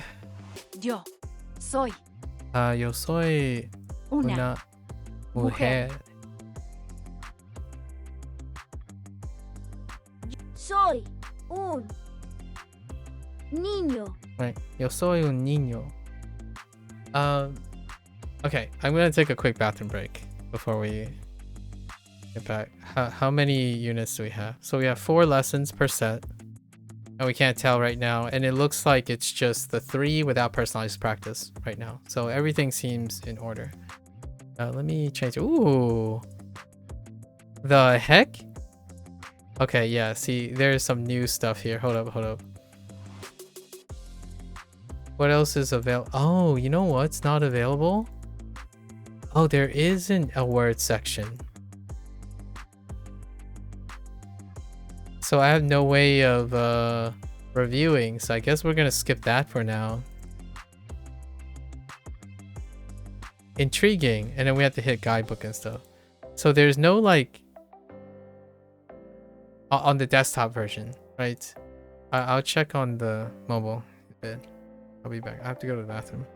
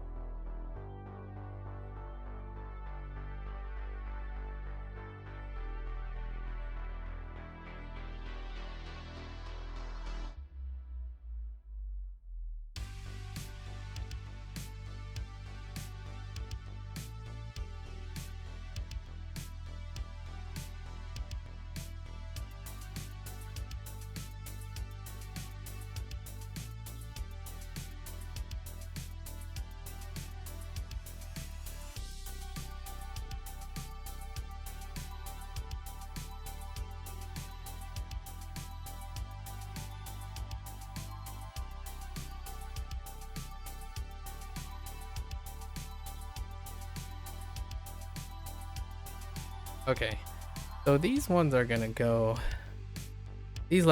go pretty dang fast in the beginning, if that's one lesson. Jeez. Okay, let's look at the guidebook. So, un niño come manzanas. Manzanas? Un niño come manzanas. Manzanas. Un niño come manzanas. Come. Un niño come manzanas. Una niña bebe. Bebe. Bebe agua. Bebe agua. Una niña bebe agua. Bebe agua. La mujer bebe bebe leche. La mujer bebe leche. Leche. El hombre come pan. El hombre come pan. Pan. Tú comes pan. ¿Tú comes pan? Tú comes pan. Yeah, the uptone. Interesting with the I dot though. Sí, yo como pan. Sí, yo como pan. Alright, genders, right? Oh, we forgot to compare and contrast. Now we have gender, right? Conjugation, not a big deal. I'm very familiar with languages that have conjugation. But we for now, like Japanese have conjugation, right? So now Spanish, conjugation is a thing. Chinese does not have conjugation, right? And then we also have gender, right? And that's going to be fun once again. It's a different facet, right? In Spanish, all nouns are either masculine or feminine. Often nouns end in o if they're masculine and a if they're feminine. So El niño. el niño and La niña. la niña. Notice how you use el for the word is masculine and la if the word is feminine. I think, therefore, in English, verb forms change depending on who's doing it, right? Who's doing the action. For example, we say I am, you are, and she is. In Spanish, you do the same. So, yo soy, right? Tú eres. Él es, right? Ella es, right? Neat. Yo soy una niña. Tú eres un niño. Oh, some of it's a little bit, it kind of like warps into the sound sometimes. So, yo soy una niña, right? And tú eres un niño. Okay. Fair enough. I wanted to... Let's add some sound effects. Get our dopamine back in to our usual stuff. Now, I'm surprised the special features are not here. Let me see if I scroll down. Oh, story is right away. Oh man, I already see 2 stories. And then personalized practice already starts. There's 3 stories. Oh, we gotta switch it up entirely. Oh boy. Oh, and the podcast stuff is in. Oh, yeah. That is some difference right there. Okay, we'll have to play it by ear. And then how many sections are here? 8 sections, 36, 36, 50, 50, 52, 28, 26. I actually think it might be about the same size as Japanese in terms of like raw pointers. Intriguing. Me resulta fácil conversar en español sobre diferentes temas incluso en situaciones imprevistas.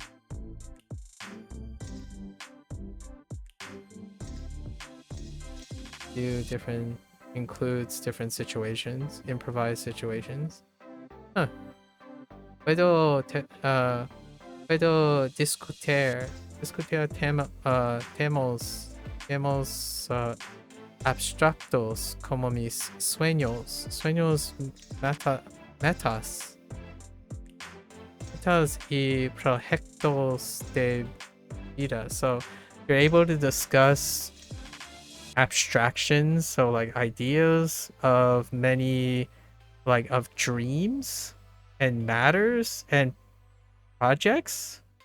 I don't know what metas might be close to. The closest thing is like matters and projects of life projects, dreams, like maybe dreams in terms of like activities or aspirations. Puedo usar expresiones diferentes de acuerdo al contexto social. You're able to use different expressions about in social context. Yeah, around social context or in regarding social context.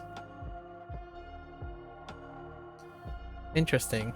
Puedo hablar un poco de español con mis amigos. I'm able to talk a little Spanish with my friends. Okay, all right, let's continue. Oh, look at that. Hola. It's such a cute baby. Okay, I'm done. Let's get back into this. Oh, I totally forgot that was apple. La manzana. Okay. Tú eres Ana. Tú eres Ana. Say that again. Tú eres Ana. Oh, dude. Oscar's voice is amazing. Tú eres Ana. That is so deep. Okay. Tú eres Juan. Juan. So we have Ana and Juan, of course. Tú eres Juan. Tú eres María. Oh, Maria. Okay. So we have our classical 3 names, right? Maria, Anna, and Juan. Maybe there's a second male. What? Jose? No. What's another common? Pablo? I think. Sorry, don't mind me. I'm trying to think of like What could they possibly use as placeholder names? Él es un niño. Él es un niño. Él. Like, él. Él es un niño. Okay. We got pronouns already. Of course. Él. Él. Tú eres José. Y él es Jose. My first gut feeling was Jose. But I was leaning, oh, maybe it's Pablo or something. But Jose. Yeah, Jose is what I would have guessed first. But they went with Juan. Juan first, which makes sense too. Tú eres José. Jose.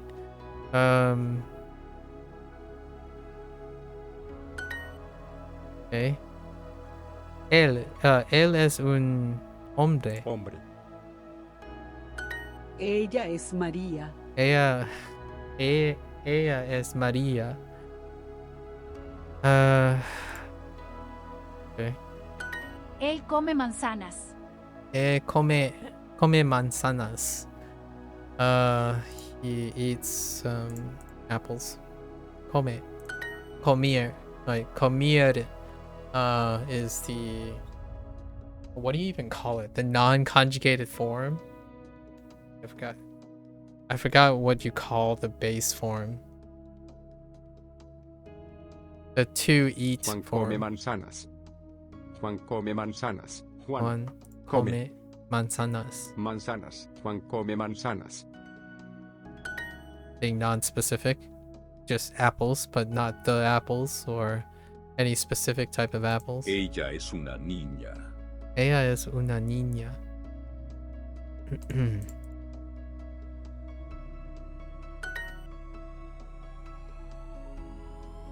Ella es una niña.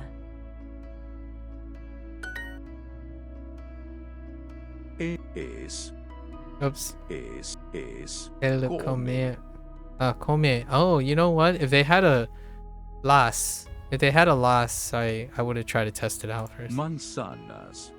Manzanas, dude. Oscar's voice though. Él Come come manzanas. manzanas.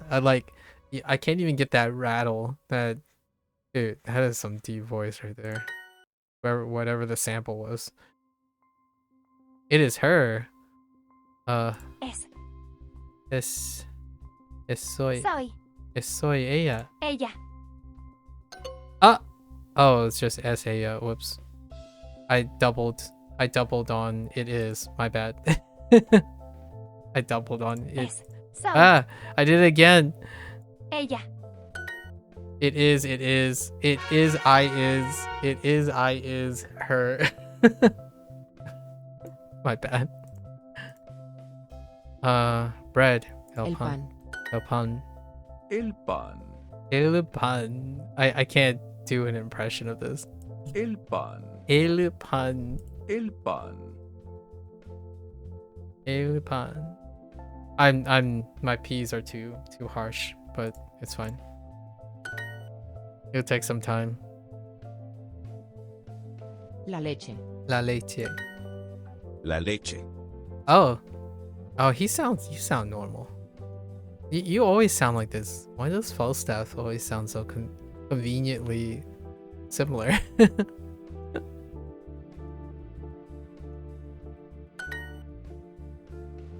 El agua. El agua. Yeah, el agua. Yep. Yo bebo agua. Yo bebo agua. Yeah, beber, right? Beber or drinking. Yo bebo leche. Yo Yo bebo bebo leche. leche. Tú bebes agua. Tú bebes agua. I'm not even sure if he's asking a question here. Tú bebes agua. Agua? Tú bebes agua. Agua.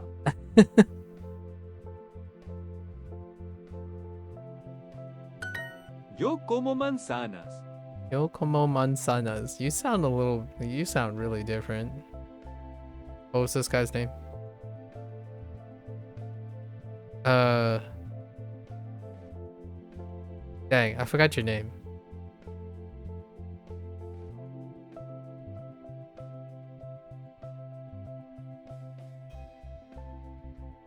Ken?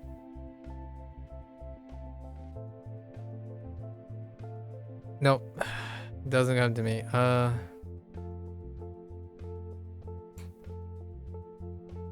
Oh no, English.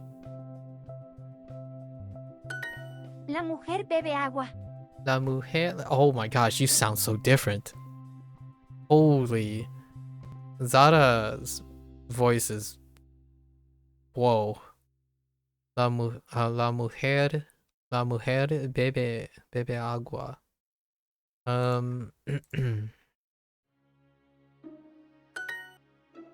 ¿Tú comes manzanas? ¿Tú comes manzanas? Yes.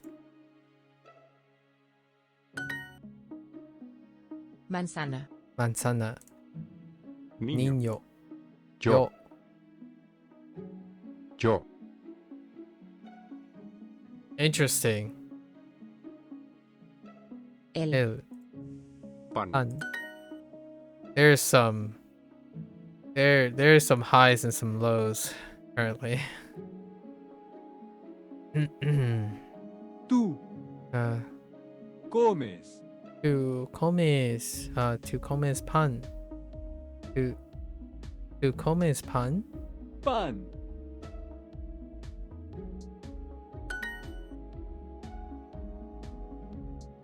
They're already making you conjugate, right? Very quickly, actually. Interestingly enough. I drink, you drink, he drinks. Yo bebo. Oh, that's how they're doing it. Yo bebo, Tú tu bebes.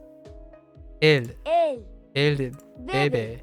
Yeah, so get you to implicitly pair up the conjugations of beber. Beber. Okay. Yo como Yo como. I really wanna test this to see if it works.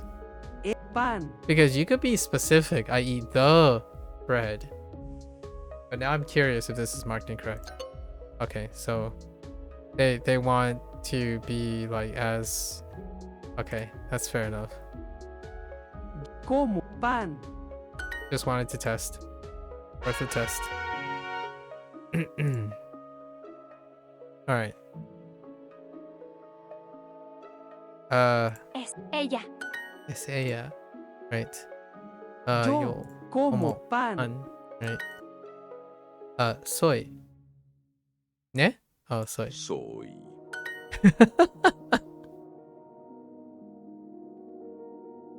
I think I found my favorite.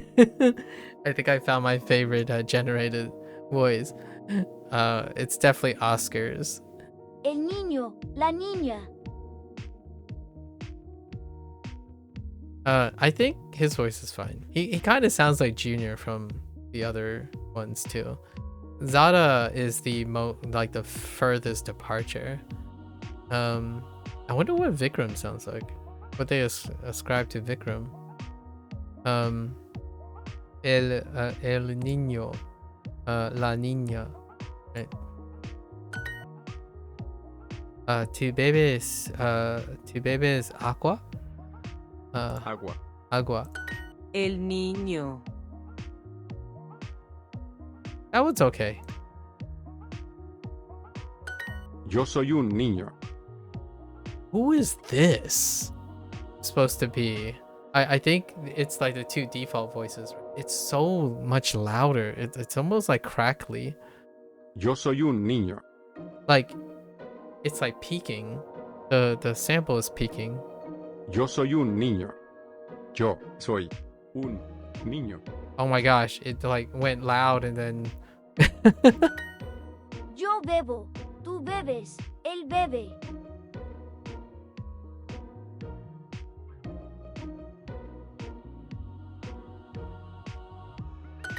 Ella es una niña. Ella, Why is it so loud? Ella Es es una una niña. niña. Ella es una niña. Ella es una niña. Right? Yo como, tú comes, él come. Oh, but yeah. Yo como. Right? Yo como. Tú comes. Él come.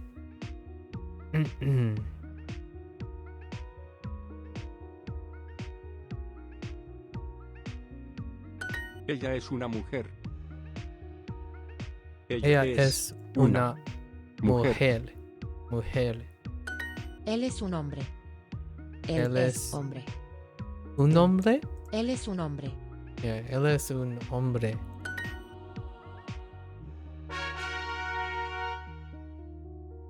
Oh yeah, we have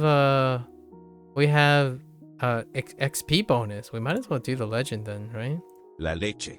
La leche. Tú bebes agua. Tú bebes agua. This looks like the for bebes, Bebes. just based on like the sound. Juan Cur- come pan. Juan come pan. Tú eres Juan. Tú eres Juan. Él come manzanas. Él come manzanas. Él come manzanas. Yo como manzanas. This looks like como. Come. Oh, Como. Oh, interesting. Yeah, there. It has a little more rattle at the end. Interesting. I haven't ever looked at the sound diagram before. Just guessing the sound diagram. Él. Oh, and it's already different. Like, this is already different experience. Es. Él es un hombre. Hombre. Yo soy una mujer. Mujer. ¿Eh? Ella es una mujer. Ella es una una mujer. Él es un hombre. hombre. Yo soy un niño. Ella es Es. una niña. Right. Una niña, una Mujer. mujer. Él. El niño, La. la niña. Right. Yo bebo agua. Yo bebo agua. Tú bebes Bebes. leche. Yo. Yo Bebo. bebo. Tú. Tú Bebes. bebes. Él. Él bebe. Yo Como. como. Tú Tú comes. comes. Él Él come. Okay. Bum bum. Oh man. Well, that's it, right? We're taking it slow, right? That's it. So maybe we switch this and do the first unit for today. Let's do the first unit for today. Yeah, let's do the first unit for today. Oh, here's the practice stuff. Oh, here we go. Here's the word section. The word section, the mistakes. Okay. Yeah, we needed to finish our first lesson first. You know what? Let's do the first unit to celebrate the first start, right? We have time. Let's do it. Well, we'll break a little bit for now. Oh, I can't hear it. Yo. Yo. Soy. Soy Hombre. hombre, Mujer. mujer, right? Él. El niño, Niño. right? Yo. Yo. Why does it sound like yo? Niño. Niño. Soy. Soy Mujer. mujer. El niño. La niña. Ooh. Wait, I can't type the. I can't like. I don't know how to type that.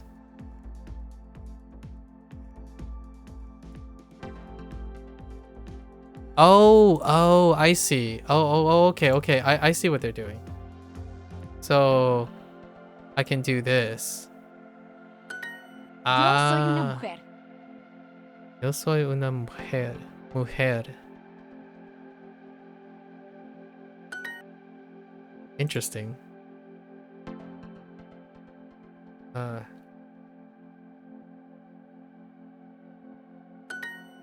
Yo soy un niño. El hombre. So there's forced typing. Interesting. Forced typing. El hombre. That's neat. Yo soy un hombre. Even the desktop version has speech too. I guess so. Allow while visiting the site. Hang on. Okay. Yo soy un hombre. Neat. We already have it in the desktop version. Neat. El. El niño. La niña. Un hombre. Un hombre. Un. Un hombre. Un. Una mujer. Right. Una niña. That's one way to get the training wheels on. I don't know how to do tildes and stuff yet. La mujer.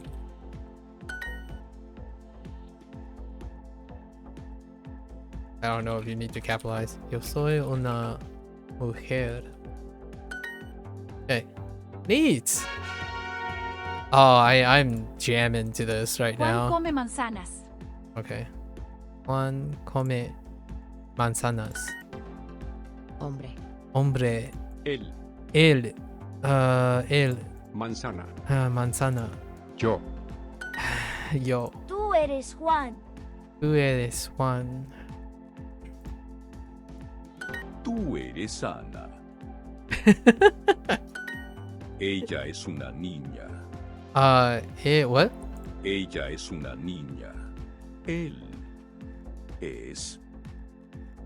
Okay, never mind. It's a little weird. Vocal. Tú eres María.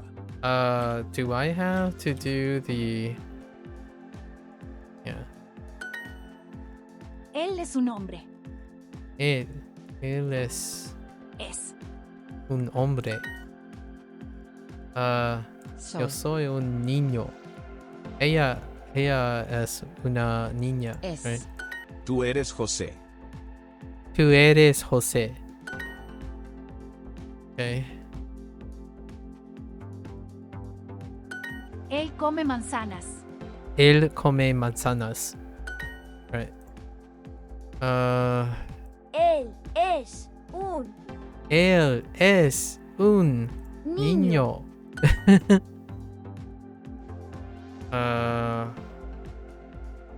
Juan come manzanas.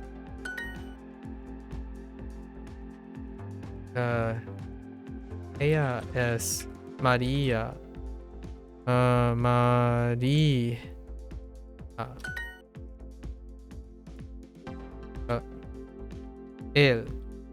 Él come manzanas.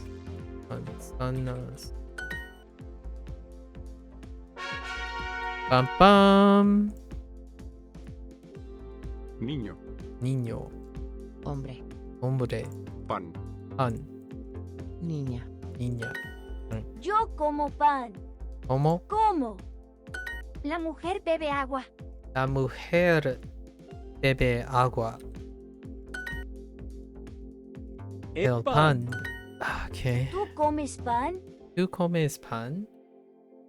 Oh.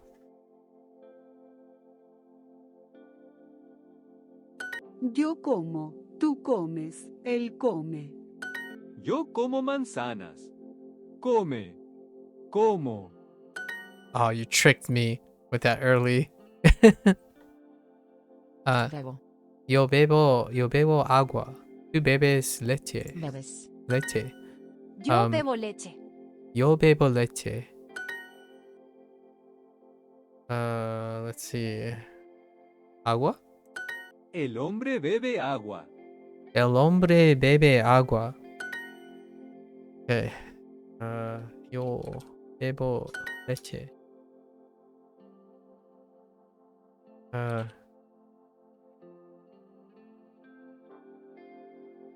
Wait, do I need question marks?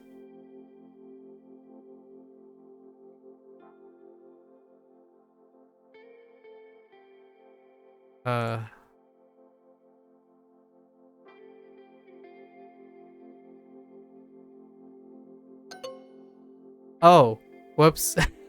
Drink, eat water. I don't want to talk. Do you eat water? My bad. Sorry. I was so caught up in messing with these characters. Oh no. That was funny.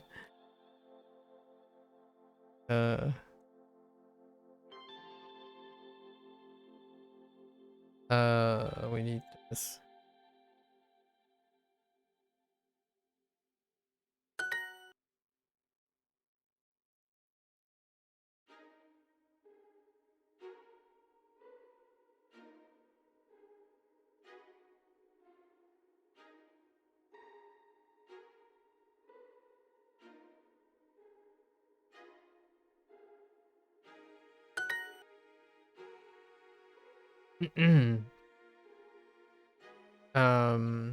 Right.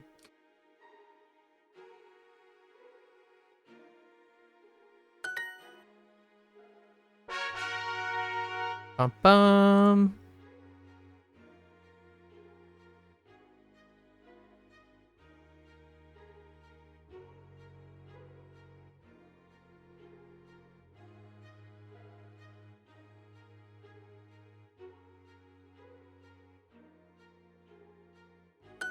Yo bebo. Tú bebes. Él bebe.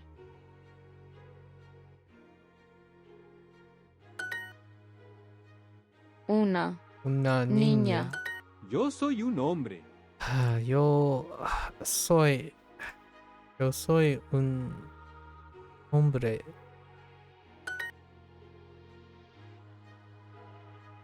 Tú. Tú comes. Tú comes. Pan. That works. Una mujer. Una mujer.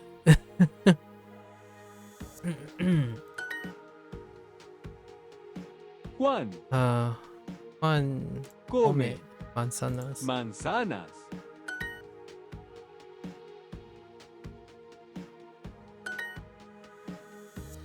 Yo Yo bebo.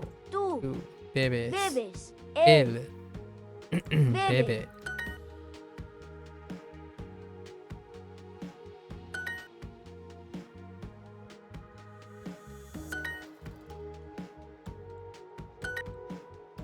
Okay. Yeah, sure. Let's just legend these things. El hombre bebe agua. El hombre bebe agua. Leche. Yo soy un niño. Soy. Yo bebo. Tú bebes. Él bebe. Ella es una niña. Ella. La mujer. La mujer. Bebes. Yo como, tú comes, él come.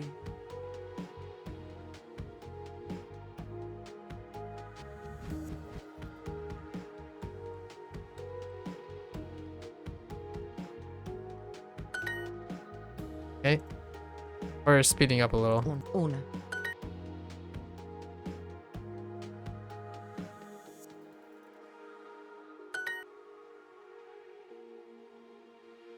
Tú eres José. Jose. Well, you sound a little weird. Él es un hombre. Oops. Need shortcuts.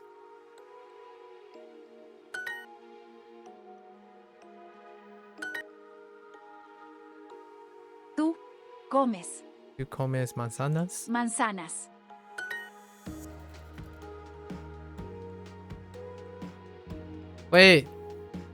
Wait. I can't. I don't know how to type. I don't know how to type the... I don't know how to type it. Oh. Oh, I have a typo. Oh, they take typos too. I don't know how to type the tilde thing. How am I gonna do it without training wheels? Alright, I guess I'll learn how to...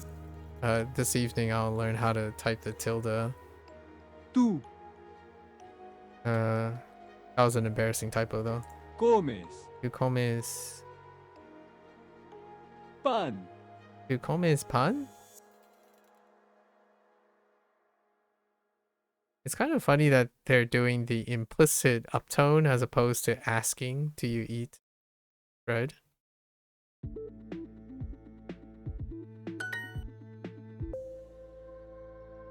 Oh, interesting. This is new too. Oh, whoops. I needed, yeah. Juan come pan. They said the apple. Yeah, or a apple. Or the apple. My bad. Did you say pun? Okay. Yeah, I need to be careful about that. Niño. Niño. Yo. Yo. So now we have to be exact. Unlike Chinese and Japanese, right? Yo. That's kind of Soy. interesting. Oh, that feels so different. Soy. Niña. Niña. La niña. I wonder why some of them the little thing disappeared. Él. El, Yo. yo, Manzana. manzana. Whoops. Manzana. I Hombre. don't want to talk about it. El hombre. Manzana. Manzana. Soy. Soy. Leche. Leche. Él. El. Tú eres Juan. Eres. Eres. Mujer. Mujer. Soy. Soy. Hombre. Hombre. Yo. Juan come manzanas. Juan come manzanas. Oh yeah, that's new too. Interesting. Yo. Yo. Mujer. Mujer. Soy. Soy. Niño. Niño. Yo. Él come manzanas. La mujer. La mujer. Él es un hombre. Yo. Ella es una niña. Es. Es. Yo como pan. Yo como pan. Sorry. The way Junior said it ¿Tú was pretty comes funny. manzanas? Okay. Tú comes manzanas. ¿Tú bebes agua? Tú bebes agua. Agua. Agua. Yo bebo tú bebes. Él bebe. Leche. La leche. El pan. Yo. Yo. Bebo. I eat water. Yo bebo agua. Agua. Okay. El hombre bebe agua.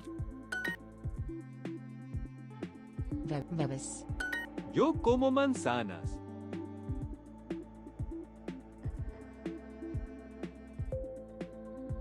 Yo como manzanas. Bebe. Bebes. La mujer bebe agua.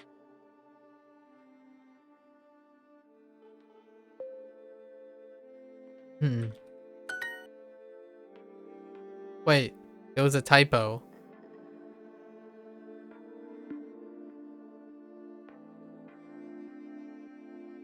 Was there a typo? Oh, okay. Comes. Come. Juan Pan. come Pan come. pan. Yo como. Tú comes. Él come.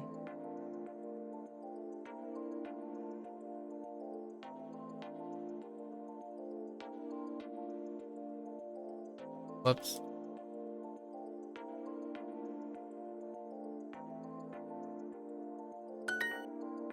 Eh? Yeah, sure, let's legend it.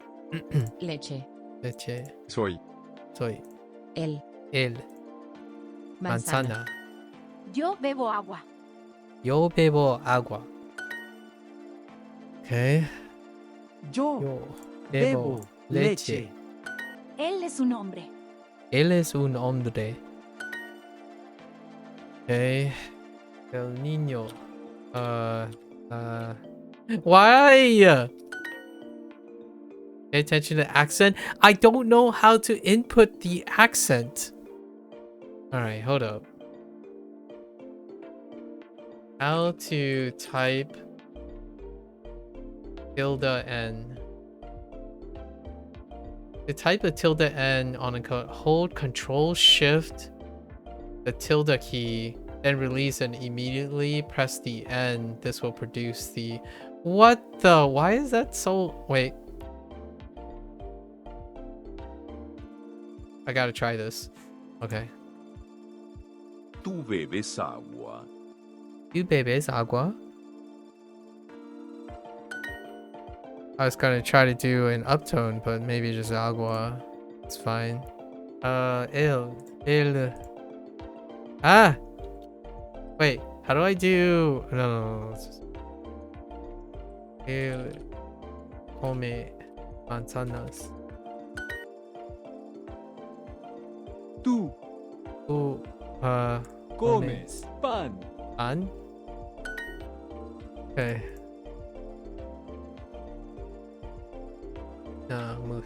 Mujer.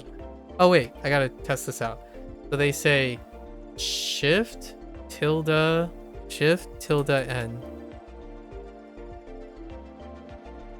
That's not how you do. Wait. Oh, it's Control Shift tilde n. Ah! That's it doesn't work.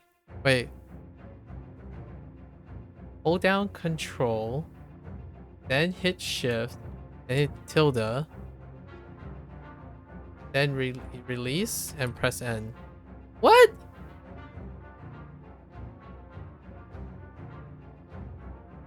That's fake news. To insert. Wait. Hold up. The lowercase can be made. No. Alt? No. That's. Okay, I need to do my own. I think we need to just add the Spanish IME and then we'll circumvent that because I don't know why it's missing.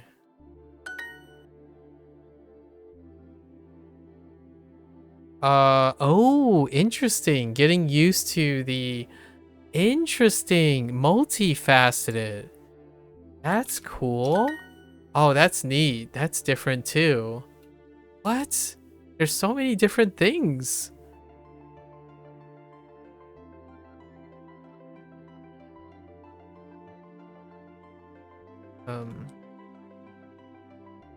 Tú eres José. Mujer.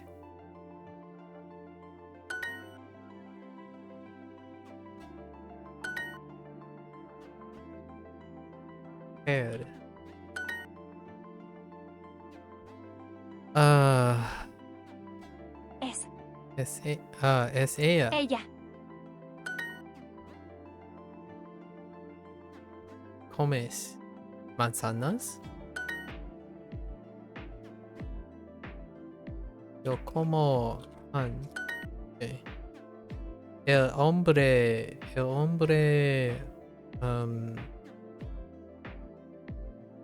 bebe agua. Intriguing. That's also slightly different too. What the heck? This is so much more engaging. What? Yo bebo agua. Yo bebo agua. Nani? Ah! Oh, the girl. Whoops, El my hombre bad. bebe agua. El hombre bebe agua. I need to pay Yo attention como, tú to comes, él articles. come. Oh yeah, we forgot articles, right? Articles, gender, right? Article, gender, agreement.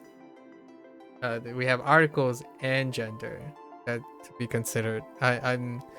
We're getting back to articles again, as opposed to dispensing with articles. Yo como, tú comes, él come. Como, tú comes, él come. Yo bebo, tú bebes, él bebe. Yo bebo, tú bebes, él bebe.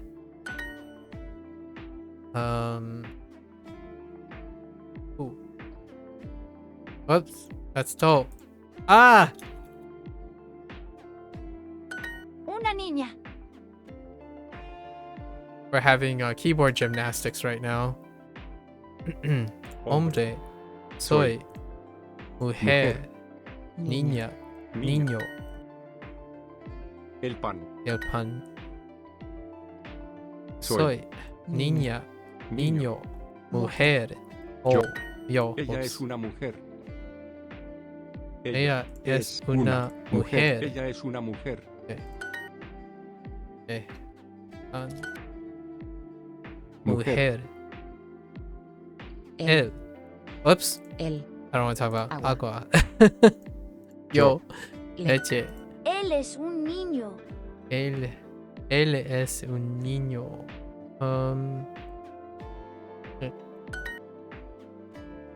La manzana. Okay. We did it! Alright, maybe we'll do... For now, we'll do the first couple until we get to the new stuff. Like, not today, but that's good. You know. That's good for day 1. We might as well do that. Oh, no. I'll fix them afterward. It's fine. Oh. Okay. I think we're gonna dispense with the construction for now. So let's see if it covers everything. So bebés, right? Do they include different? Yes. So they include the different conjugations. Bebés, bebe, and bebo, and comes, como, or como, comes, and come. We have agua, right? Agua, leche, pan. And then we have es, eres, and soy. Or soy, eres, es. Él, and ella. Tú. La, el, una. Niño, niña, mujer, and hombre, and manzana. I think, yeah, those are all the words. So far, 100% coverage. So, I think we will not make a... We'll stay away from the constructs for now. For now, we don't have to be that diligent. I think on second thought, this is good enough to review since it's 100% coverage. I didn't think I would expect 100% coverage. Like, these are literally all the words that we used so far. I was expecting maybe they drop el, like el, or el like el la, right? El niño, la niña. But they even have, yeah, they even have el too. Like all of them. Okay. So we don't really have to do anything. In the future, we'll then instead write sentences or combine things. So for now, we can kind of see like I could combine beber, right? Beber and comer. Comer and vivir for eating and drinking, and then the things you drink, right? Agua and leche, and then pan and manzana, right? So they put 2 of each of everything. And then to be, all the to be's, the female and male articles, both versions, non-specific and specific articles, and then man and woman. So that's fine. Oh, that's day 1. We did more than I was expecting. What else is new? Speech in the desktop version. I've been doing speech on the practice. So something that was absent in the Chinese version of the desktop version was all the speaking exercises. But in the mobile version, they have speech in the Chinese one. Let me take a quick look at the Spanish one to see if the practice is different here. Nope.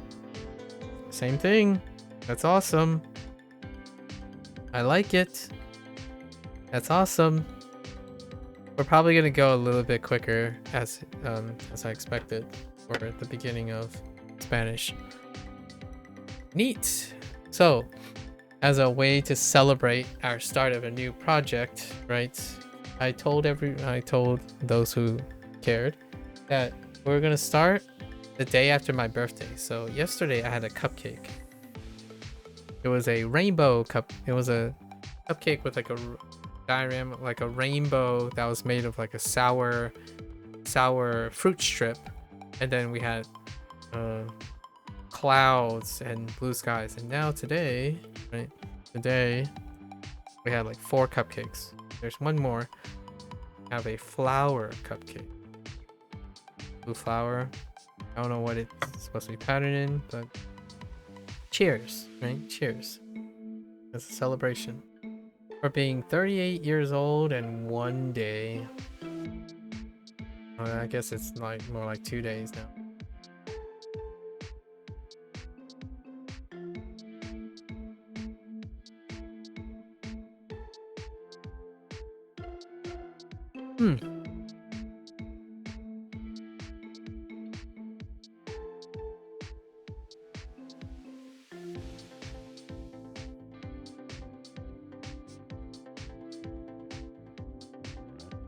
Thank goodness this isn't crumbly. Otherwise, we'd be having a mess right now.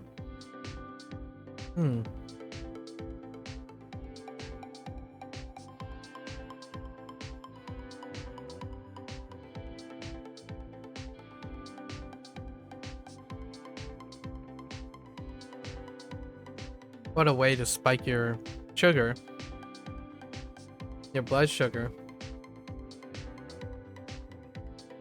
Right? I can go for another hour, but moderation.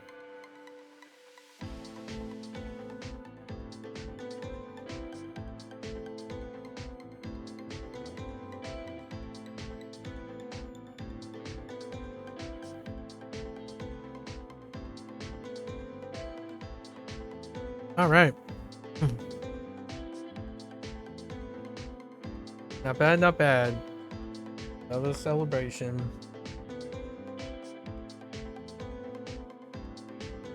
This is definitely manageable for at least the first month. We can definitely manage this on the first month. I forgot how quick Duolingo is in the beginning. Like when you're starting from 0, again, right? Big disclaimer, we're not starting from 0.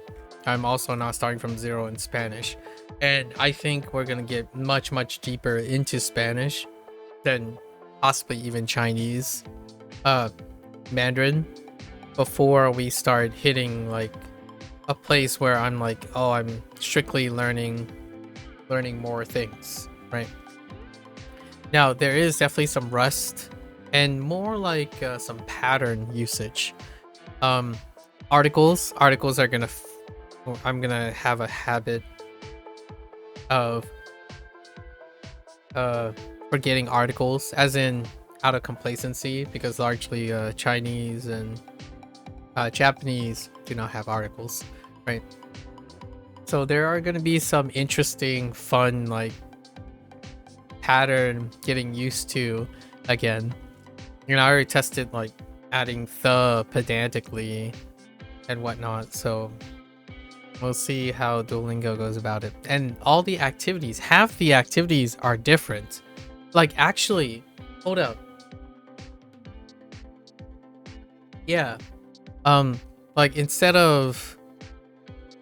It's already 3 times the number of different activities. Yeah, 3 times. It's like 6 to 8 different ways of doing things. As opposed to immediately is 2. You get down to 2, and we have to do our speech, so that's kind of fun, even though I already read everything out loud. So there you have it, end of day 1. I think we're gonna go until, so tomorrow we'll do the whole lesson, and the day after we'll do the whole lesson until here, and see what the length, the volume is of these stories. I love these stories, but they're like, it takes 300 days to get to nearly 300 days to get to the first story, and there's probably no more stories after those 10. So this stuff is wild, and obviously you appreciate what you don't have when you worked so much with it, and then now having it is crazy, absolutely crazy. It's great time to go back. Duolingo. Yeah, I was gonna say something else. That's it. That's very fun. I learned what an apple is. Manzana. I don't think I've said apple very often. Pan is fine. Agua and leche. Fair enough. Those are the specific. Manzana is interesting. Why do I feel like I was thinking of different fruit? I think I was thinking of a different fruit. Okay. What should I start saying about this? It's funny that my review, my like introduction took longer than the actual lesson. Typical things. Yeah. So thanks for hanging out. Thanks for chilling. If you're gonna watch this later, gracias, right? Gracias. So until next time, hasta luego. Maybe hasta mañana? Perhaps? Posible, right? It's posible. Yeah. Stay safe. Stay healthy. Enjoy learning another language, right? And welcome back to Duolingo.